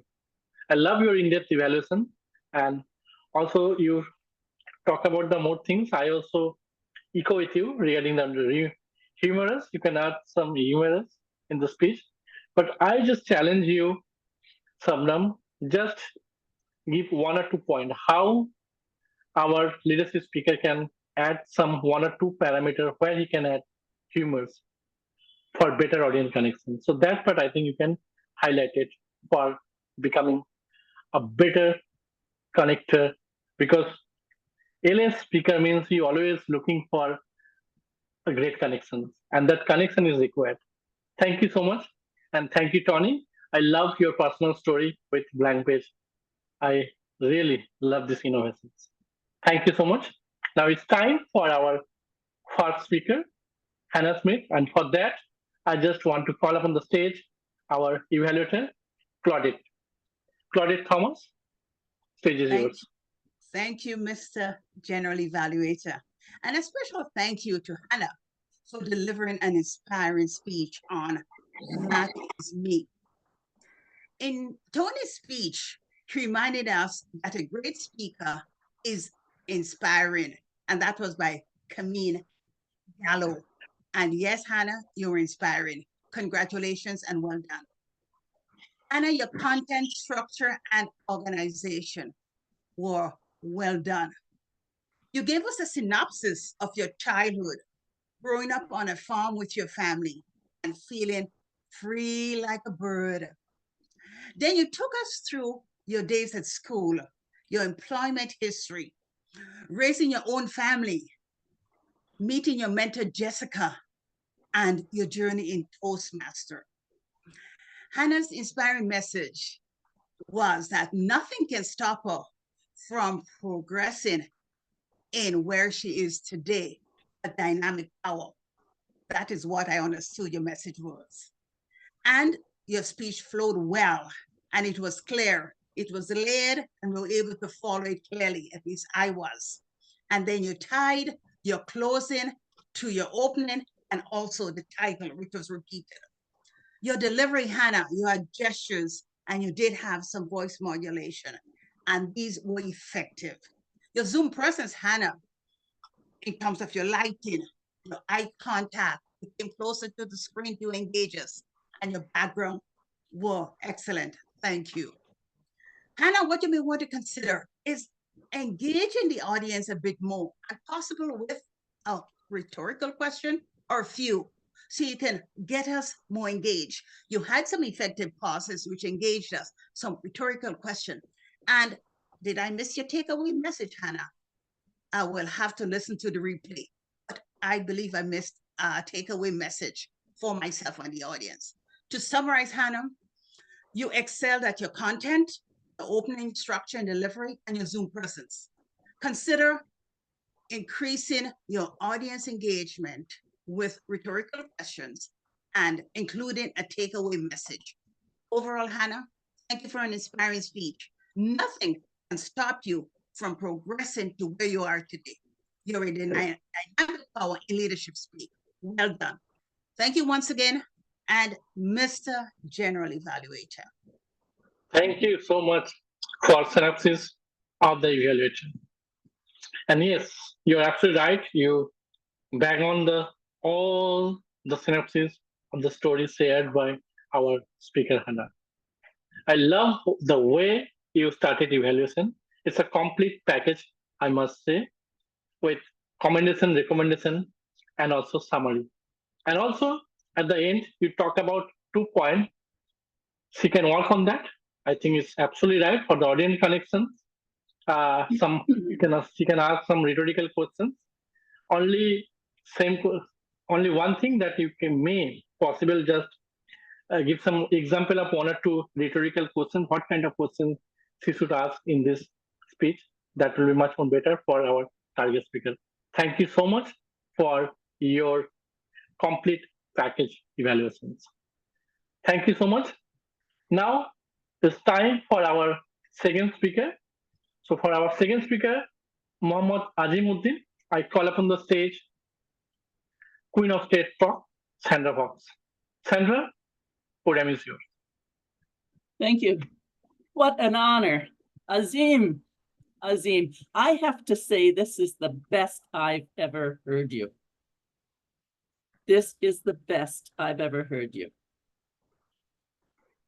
I would have liked the title to be "The Sky is the Limit." I would have liked to hear about, in the introduction, the objective was the reflection, and you've given us a beautiful synopsis of your pathway, the dynamic leadership, I think it is here. I've got it somewhere. And the way you opened up with once a Toastmaster, always a Toastmaster, and here you've been in Toastmasters all these years, recognizing all of the skills and the growth that it brought to you personally. So you got right in there telling us the story as well. It was a lovely opening. Excuses, we all make them. That conversational story style draws me in, and I suspect it draws everyone else in as well. That's what made it natural for you. You are often on stage. Many of us like to be on stage, but when we're on stage and doing a delivery, it's about us and we're not connecting with the audience. Today, you were past yourself. You weren't worried about being on stage. Yes, we know we're on stage, but the important thing is the collecting, being past ourselves. You had a story to tell and you told it. And I loved it when you said the applause. When I go to prison, they all stand up and applause. Hey, welcome, welcome. Hey, everyone, you know. So I totally got it. And then the crushing. So you had some beautiful emotion that I've not heard from you before. That emotional roller coaster could have been so many other places. It was in Toastmasters. Yay, hey, everybody. Silence, please. What? And then to learn it was part of the culture. It was beautiful. The thank you, thank you, thank you. Discovering the culture. Your Zoom presence was really good. And I liked having your agenda really down the side of your background, because that's all you needed to be able to know where you wanted to go next and tell your story for each area. Moving into the story of the death of father and the feedback and how that hooked you into Toastmasters, inspiring you into leadership. This was really a beautiful, beautiful woven story, a synopsis of your dynamic leadership vision and your path. You had confidence, pace, pauses. It was thought-provoking and thoughtful, and I like that. Now for suggestions, I have 2.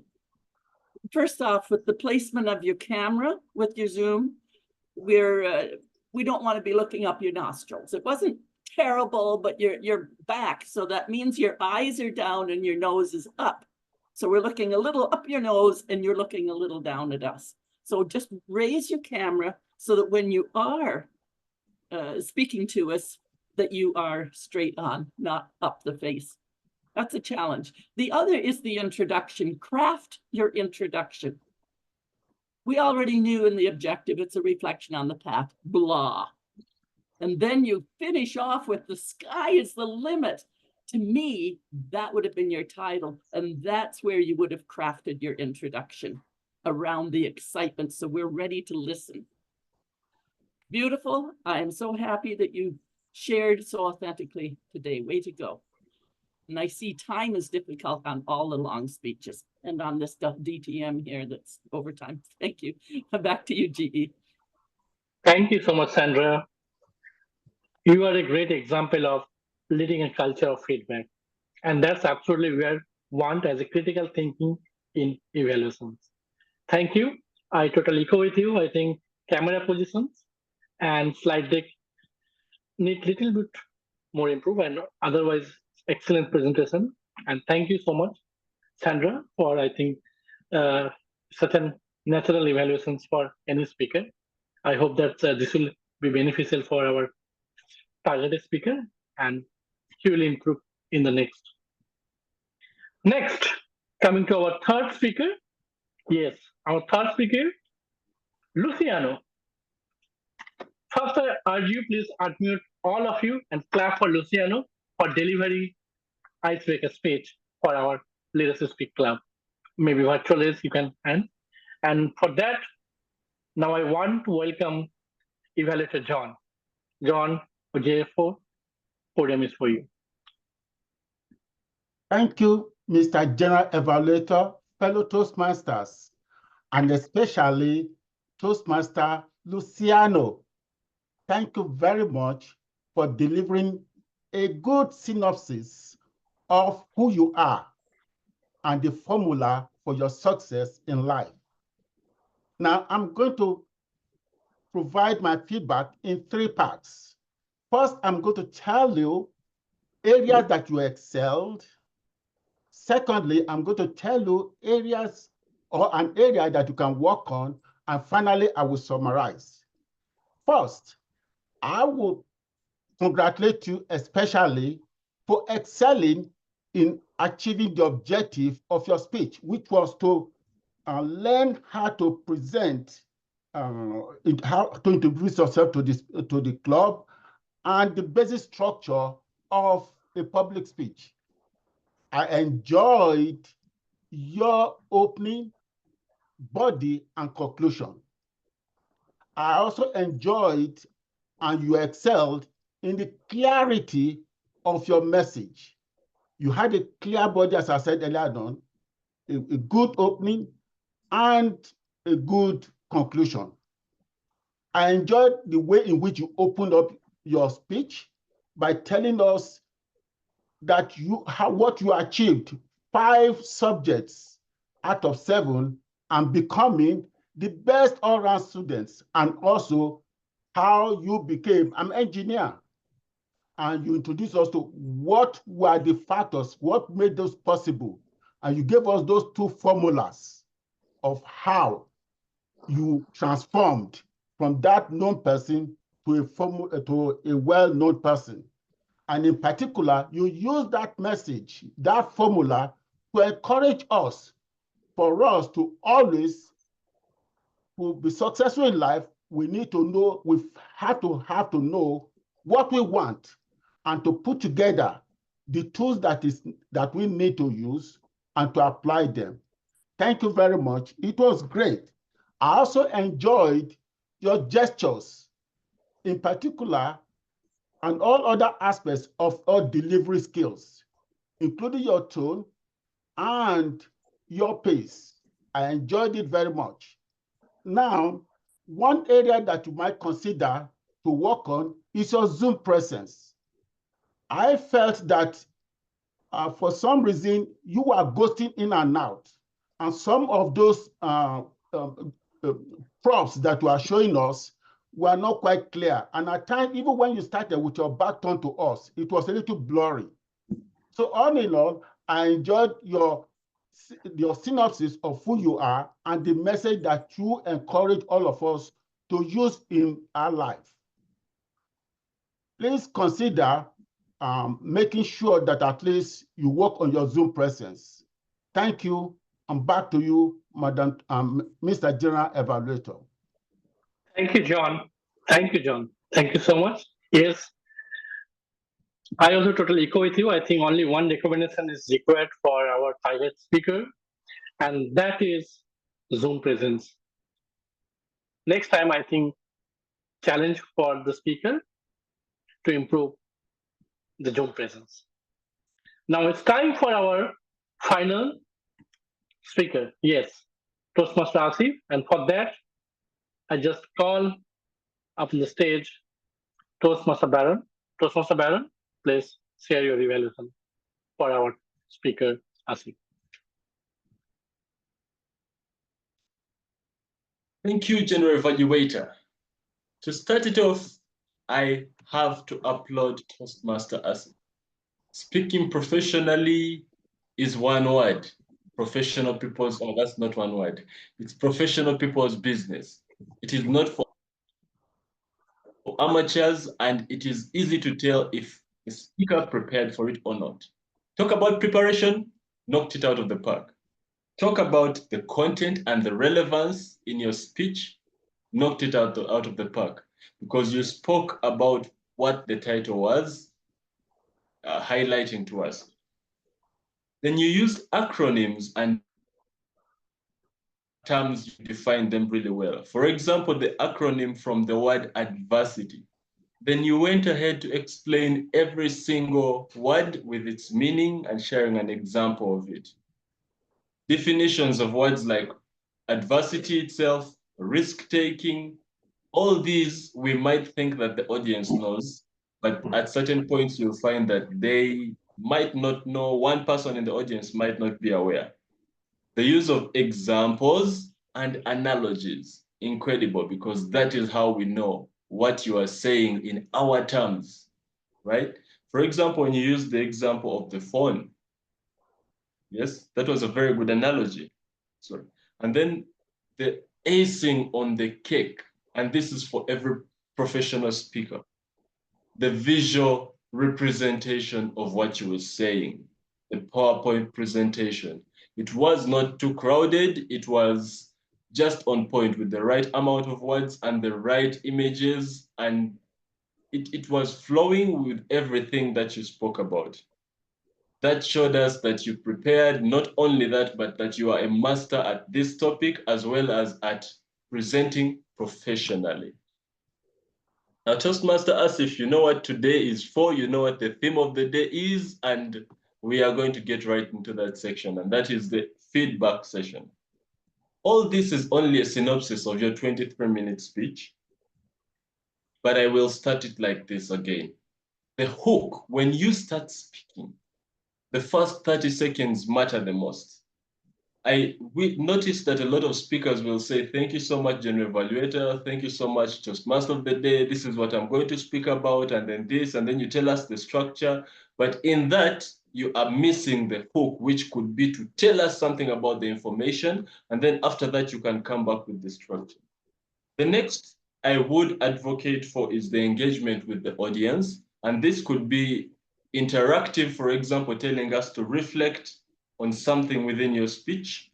And then finally, I will have to say the enthusiasm with which you deliver your speech, because I know that you, more than, I'm not sure about everybody else in the room, your professor might be in the room and then I say more than anybody know about this topic, but to show that you love the topic, it would be incredible. So in summation, the content was incredible, acronyms, examples, presentation, and finally having that engagement and that hook and enthusiasm will ace it for you. Over to you, General Evaluator. Thank you, Baron. Thank you so much for your in-depth evaluations. Yeah, I totally echo with you.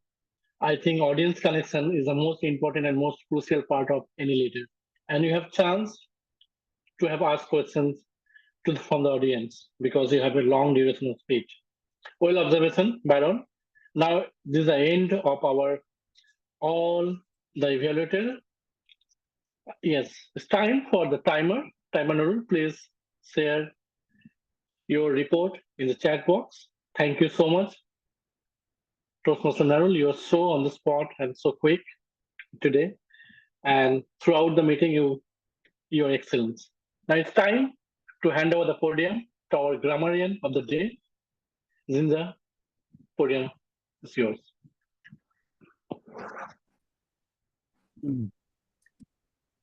Thank you, the General Evaluator.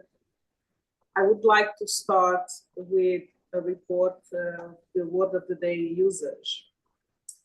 And the winner is Tony, who used 3 times. Sandra, you followed closely, used twice. Then we had Luciano, Ray, Odero, Baron. Oh, Mrinal, you used twice so far as well. The Toastmaster of the day would have used the word of the day, had many opportunities, a lot of time to do it. I didn't pick any usage. We also had quotes, many quotes from Tony. Thank you, Tony, for showing us and sharing the quotes, particularly from Warren Buffett. We had metaphor, also from Tony. They hired a hippie. And from Hannah, free as birds. I would suggest, this is for all of us, considering we come from different backgrounds and not all are native English speakers, is to consider the pronunciation of words, the past tense particularly, the D. We tend to miss that sometimes. I speak for myself, which will help conveying the messages more effectively. Over to you, General Evaluator of today. I wrap up my synopsis. Thank you so much. Now it's time for small workshop by our trainer Brahman on critical thinking in evaluations. Critical thinking in evaluations. Bram, stage is yours. Critical thinking in evaluations is very, very important. And that is the reason why I'm here to tell you where we did well in our critical thinking and where we need to really think critically today. Let's begin with the speeches from Tony and Muhammad Azimuddin. And I believe Tony's speech, when he began and he told us it was actually his last speech in dynamic leadership, which is to do with reflect on your path, which is what exactly Muhammad Azimuddin has done as well. Reflect on your path, dynamic leadership. Both of them were dynamic leadership, reflection on path. Now, thinking critically, ladies and gentlemen, what is the objective of reflection on your path? Let's read that, which is on the objectives of the speech. It is to present a speech that shares the experience by completing this path, including the progress made, the skills learned and developed, as well as the celebration of achievements for that particular path. And neither one of those we heard about today. I'm not going to, of course, give you an evaluation or correct the evaluators. I'm just going to tell you overall, broadly, where we didn't meet the mark. And here's the reason why we didn't meet the mark on those two. And I'll just use these two as a benchmark, is that we tend not to read the project, especially when we've been a Toastmaster for a long time and we have our DTMs. We try to wing it. And the project clearly states, why did you choose this dynamic leadership? What did you get out of it? Where did you start? And what were the skills you learned and how did you become better? Was really the reason for this project. I mean, for this reflection, right? And that wasn't followed by either of our speakers. So we need to make sure, and I've seen a lot of our past speakers on reflecting the path have not done that either, actually. Reflection on the path is about reflection on the path and not about a story or whatever. Secondly, the education speaker, Tony, and the Toastmaster of the day were supposed to collaborate on the theme, which was leading in a culture of feedback. And Tony was supposed to speak on leading a culture of feedback and give us an education on what it really meant when we are leading in a culture of feedback. And we didn't hear that at all because the collaboration was missing. Actually, we've seen that in our club past few meetings. The collaboration has not been there, and speakers have just come up in the education speech and done what they wanted to, sliding in one sentence at a time here and there to say, oh, this is the theme. It really doesn't cut it, right? So the reason why, as you know, we've been now here for 2.5 years, almost, more than 2.5 years, is that, so we know what the education speech is about. It is about giving us a 20-minute speech presentation on the themes And the theme is present throughout the meeting in terms of how the Toastmaster Day opens the theme, which was done excellently. The content that was written and posted on social media was done excellently, but the collaboration was missing. It was very transparent. It was missing. Now, the speech itself was about persuasion. So did we hear about persuasion, and how did we hear about persuasion? Let's be a bit fair to Tony here. And so Tony did try his best to tell us about persuasion by giving us the ethos, pathos, and the logos right at the beginning, right?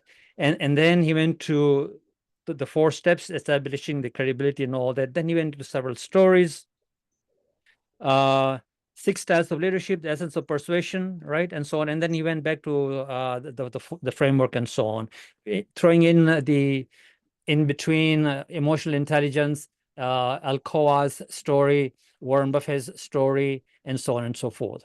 In the end, did I learn about persuasion? No, because I didn't hear about how each one of these people persuaded. What was the thing that they did to persuade, and what was the critical things in persuasion that I could walk away with persuasion? So I would suggest the evaluators listen carefully and not and just give a good evaluation. We are in an advanced club, not a community club. And even in a community club, those things we would really catch, right? Sometimes we want not to be direct, but this is an advanced club. So we could step a little bit forward and be a bit direct and really take things into exactly where we need to go, the path that we are on, rather than it's okay, we can do this and that and whatever, right? So let's begin to think critically for the evaluators and for the speakers. The other thing I would like to say is there's a difference between analyzing a speech and giving feedback, or analyzing an evaluator's feedback and really giving a feedback as to what it is that enables the speaker to think critically. So critical thinking is not an easy thing. Of course, we were not taught that as a subject in school or anywhere else. And here we come in an advanced club, and now we are required to think critically. It's a journey. It's a journey for every one of us, experienced Toastmasters and not so experienced Toastmasters, to begin to think, how did I open my speech? What was the content? How did I conclude? And did the title of the speech match the conclusion? Sink and swim and persuasion was the theme. And then wrap up was about leadership speak and think about leadership speak, right? So those things didn't jive either. Okay. Talking very briefly about Luciano's speech as well, if I may. His speech title was, for example, Who is Luciano? The ending was, however, whatever the mind conceives, it will achieve. And there was a disconnect between the title and how it ended, right? So maybe the title could be something different because it was all about goal setting. The whole presentation that you did, Luciano, was okay, good. It was all about goal setting and your achievements. So the title could have been a bit different, and then the ending could just follow through. With that, ladies and gentlemen, I give this back to our general evaluator for any comments on what I've said. Back to you, Mr. G.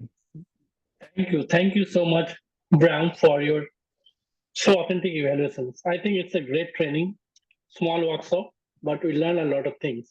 I think as a leading club, leading a culture of feedback is required, and critical thinking of evaluation is a great reflection of all of us. Yes, we are all here to becoming a better persons, and I think that's a great initiative taken by Brahm. I think this session should be continued for the rest of our meeting. I think critical thinking evaluation is much needed in our club. Thank you so much. Thank you so much for your so authentic feedback. Now I'm coming to, I know that some of the players who always play a very vital role, but they are always behind the camera.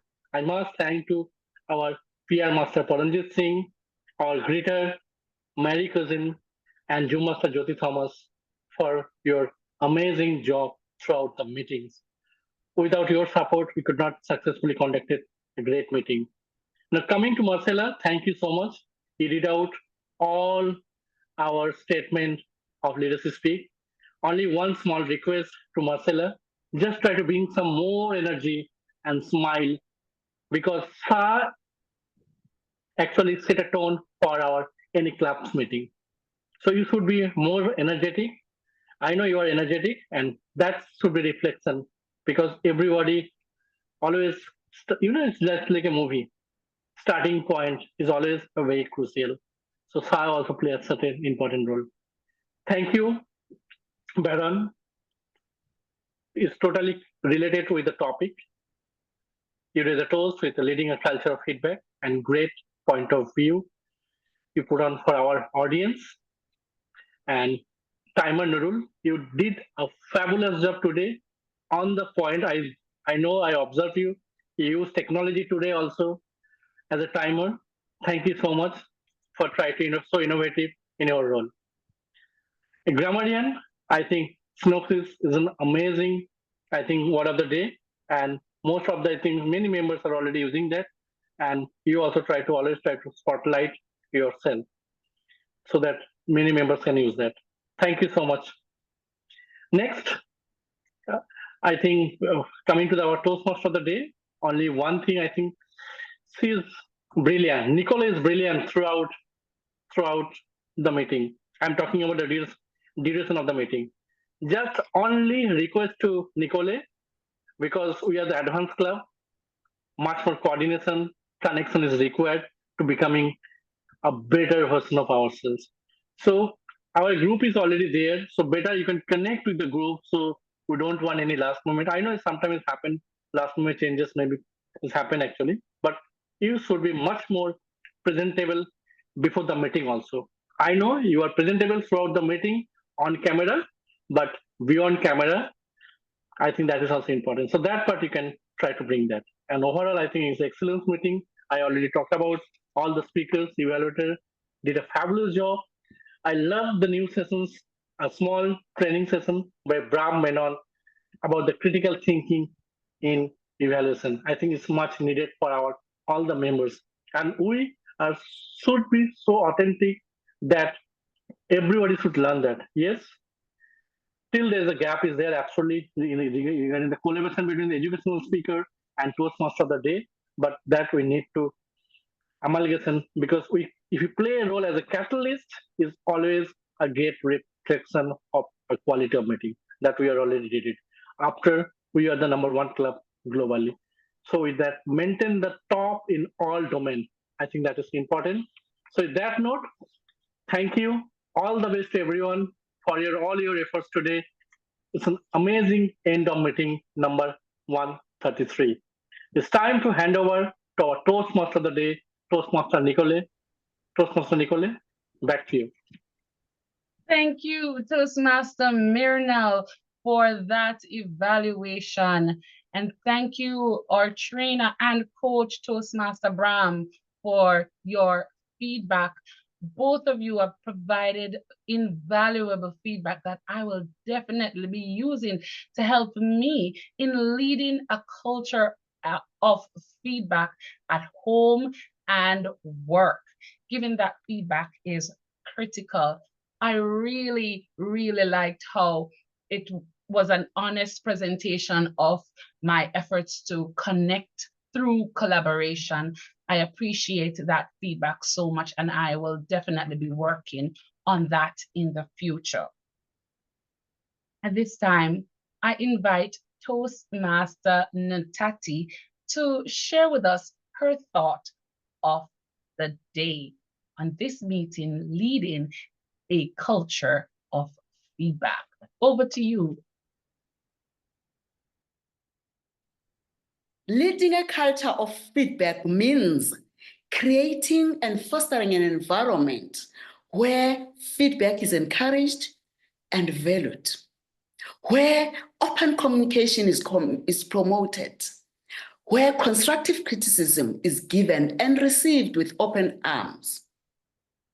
Feedback is a mirror that reflects our strengths and weaknesses in the eyes, ears, and emotions of the audience.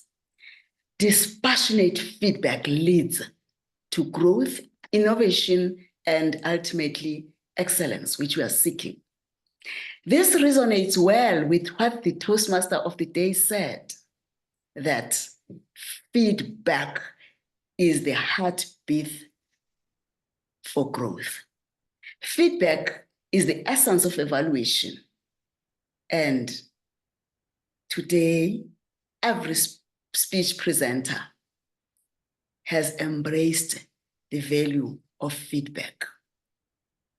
A culture of feedback, which we have to emulate in every space, is the Toastmasters culture, particularly leadership speak culture, wherein there are round-robin evaluations, because it aims at empowering, it aims at learning and adaptation. It is a culture that promotes the creation of safety nets in which everyone feels heard, encouraged, and above all, motivated to speak up. Leading with feedback is a demonstration of commitment to transparency, communication, community, and continuous improvement. As Tony, today's education speaker, indicated, that a leader is irresistible, inspirational, and irreplaceable. Let us continue to lead and embrace feedback as a gift for unlocking our full potential. Back to you, Madam Toastmaster. Thank you so much.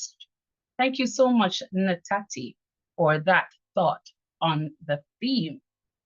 And we have an exciting segment right now.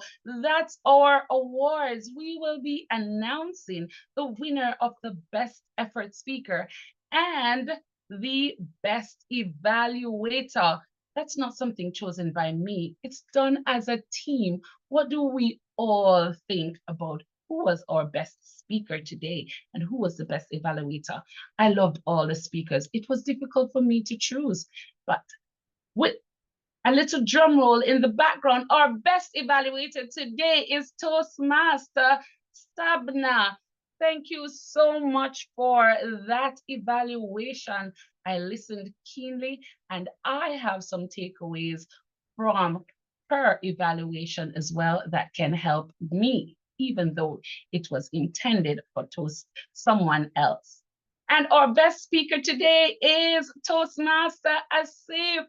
Thank you and congratulations on doing so well today. We thank you for presenting and ensuring that we share in what you have learned, by you sharing that with us. Ladies and gentlemen, in Jamaica, we would say, all good things must come to an end. This has been a good meeting. And I just want to highlight that feedback transforms our fears of failure into a culture of resilience and continued improvement. As you navigate your challenges, we invite you to develop a culture of feedback where you will become a more confident speaker. You will become more skilled, and you will be an adaptable leader. Continue to engage others and solicit their feedback. Now, I will present my synopsis by saying, if you want to go fast, go alone. But if you want to go far, go together. And that's what we have been doing here at Leadership Speak. We are a team that go together. I now invite Toastmaster Brown, who will be engaging our guests at this time.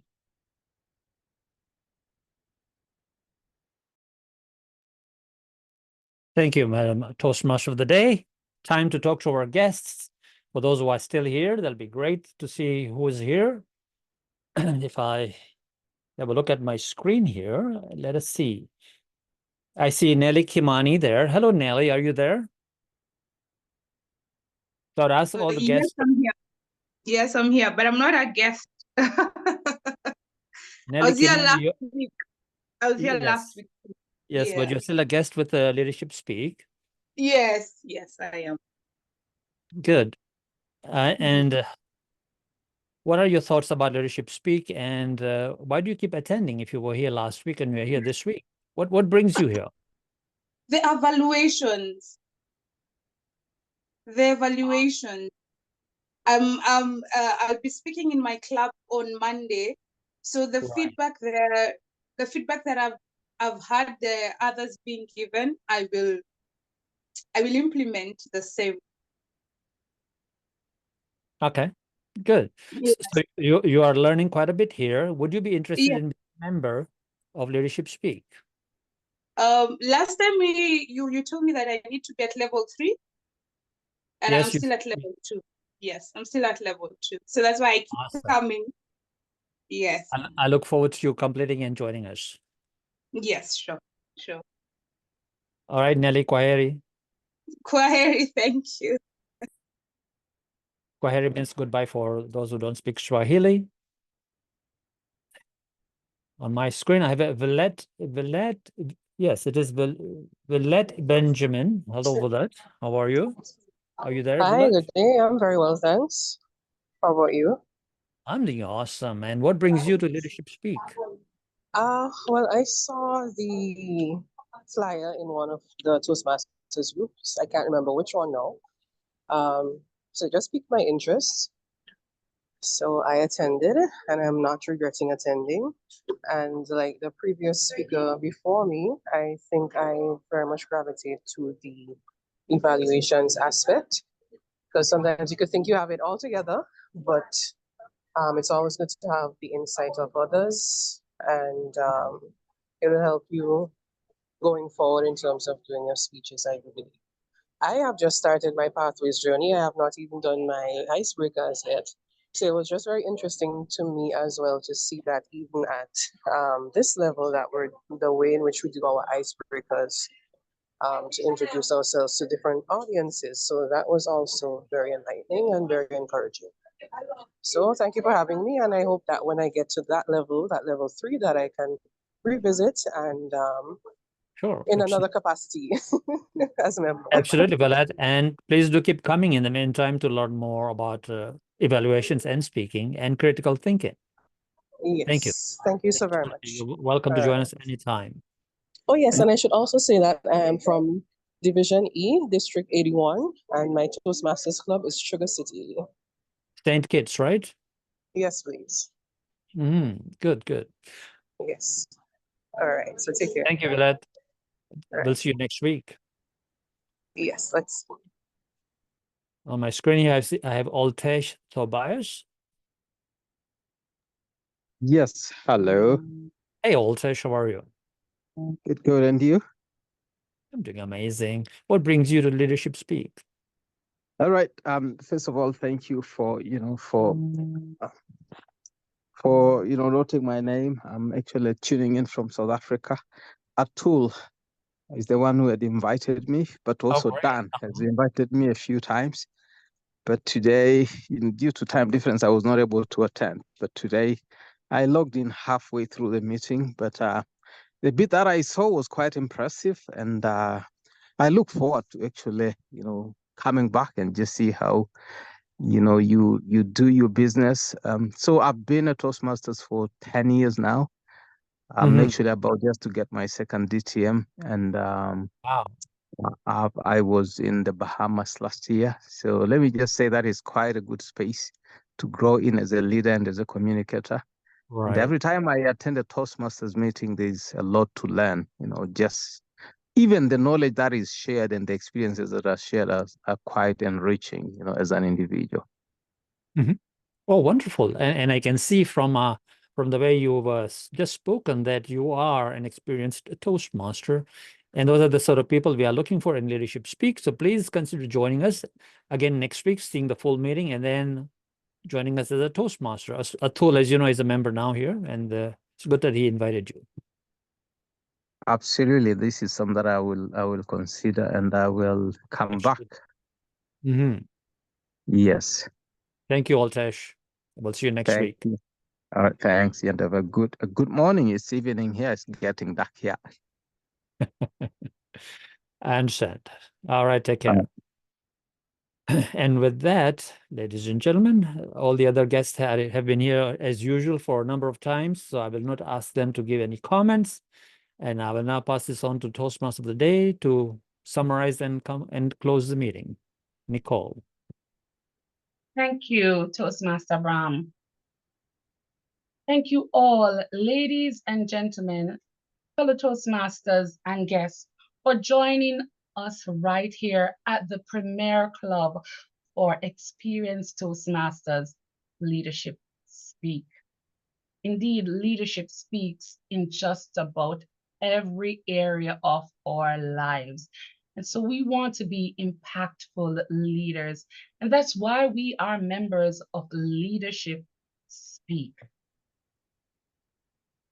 I just want to remind us that it's not just living for living's sake, but it's the impact that we make on others that really matters most. When we leave this earth, what will someone have to remember us for? It's the impact that we have made. So we invite you once again to lead a culture of feedback going forward. If that's not something that you have been practicing, start practicing it now. You've heard all the presenters, you've heard all the evaluators. They have given us all something that we can use for ourselves, even though the feedback was directed to a specific speaker. Thank you all for joining us today in leading a culture of feedback. I now call this meeting adjourned. Madam Zoom Master, could you end the recording?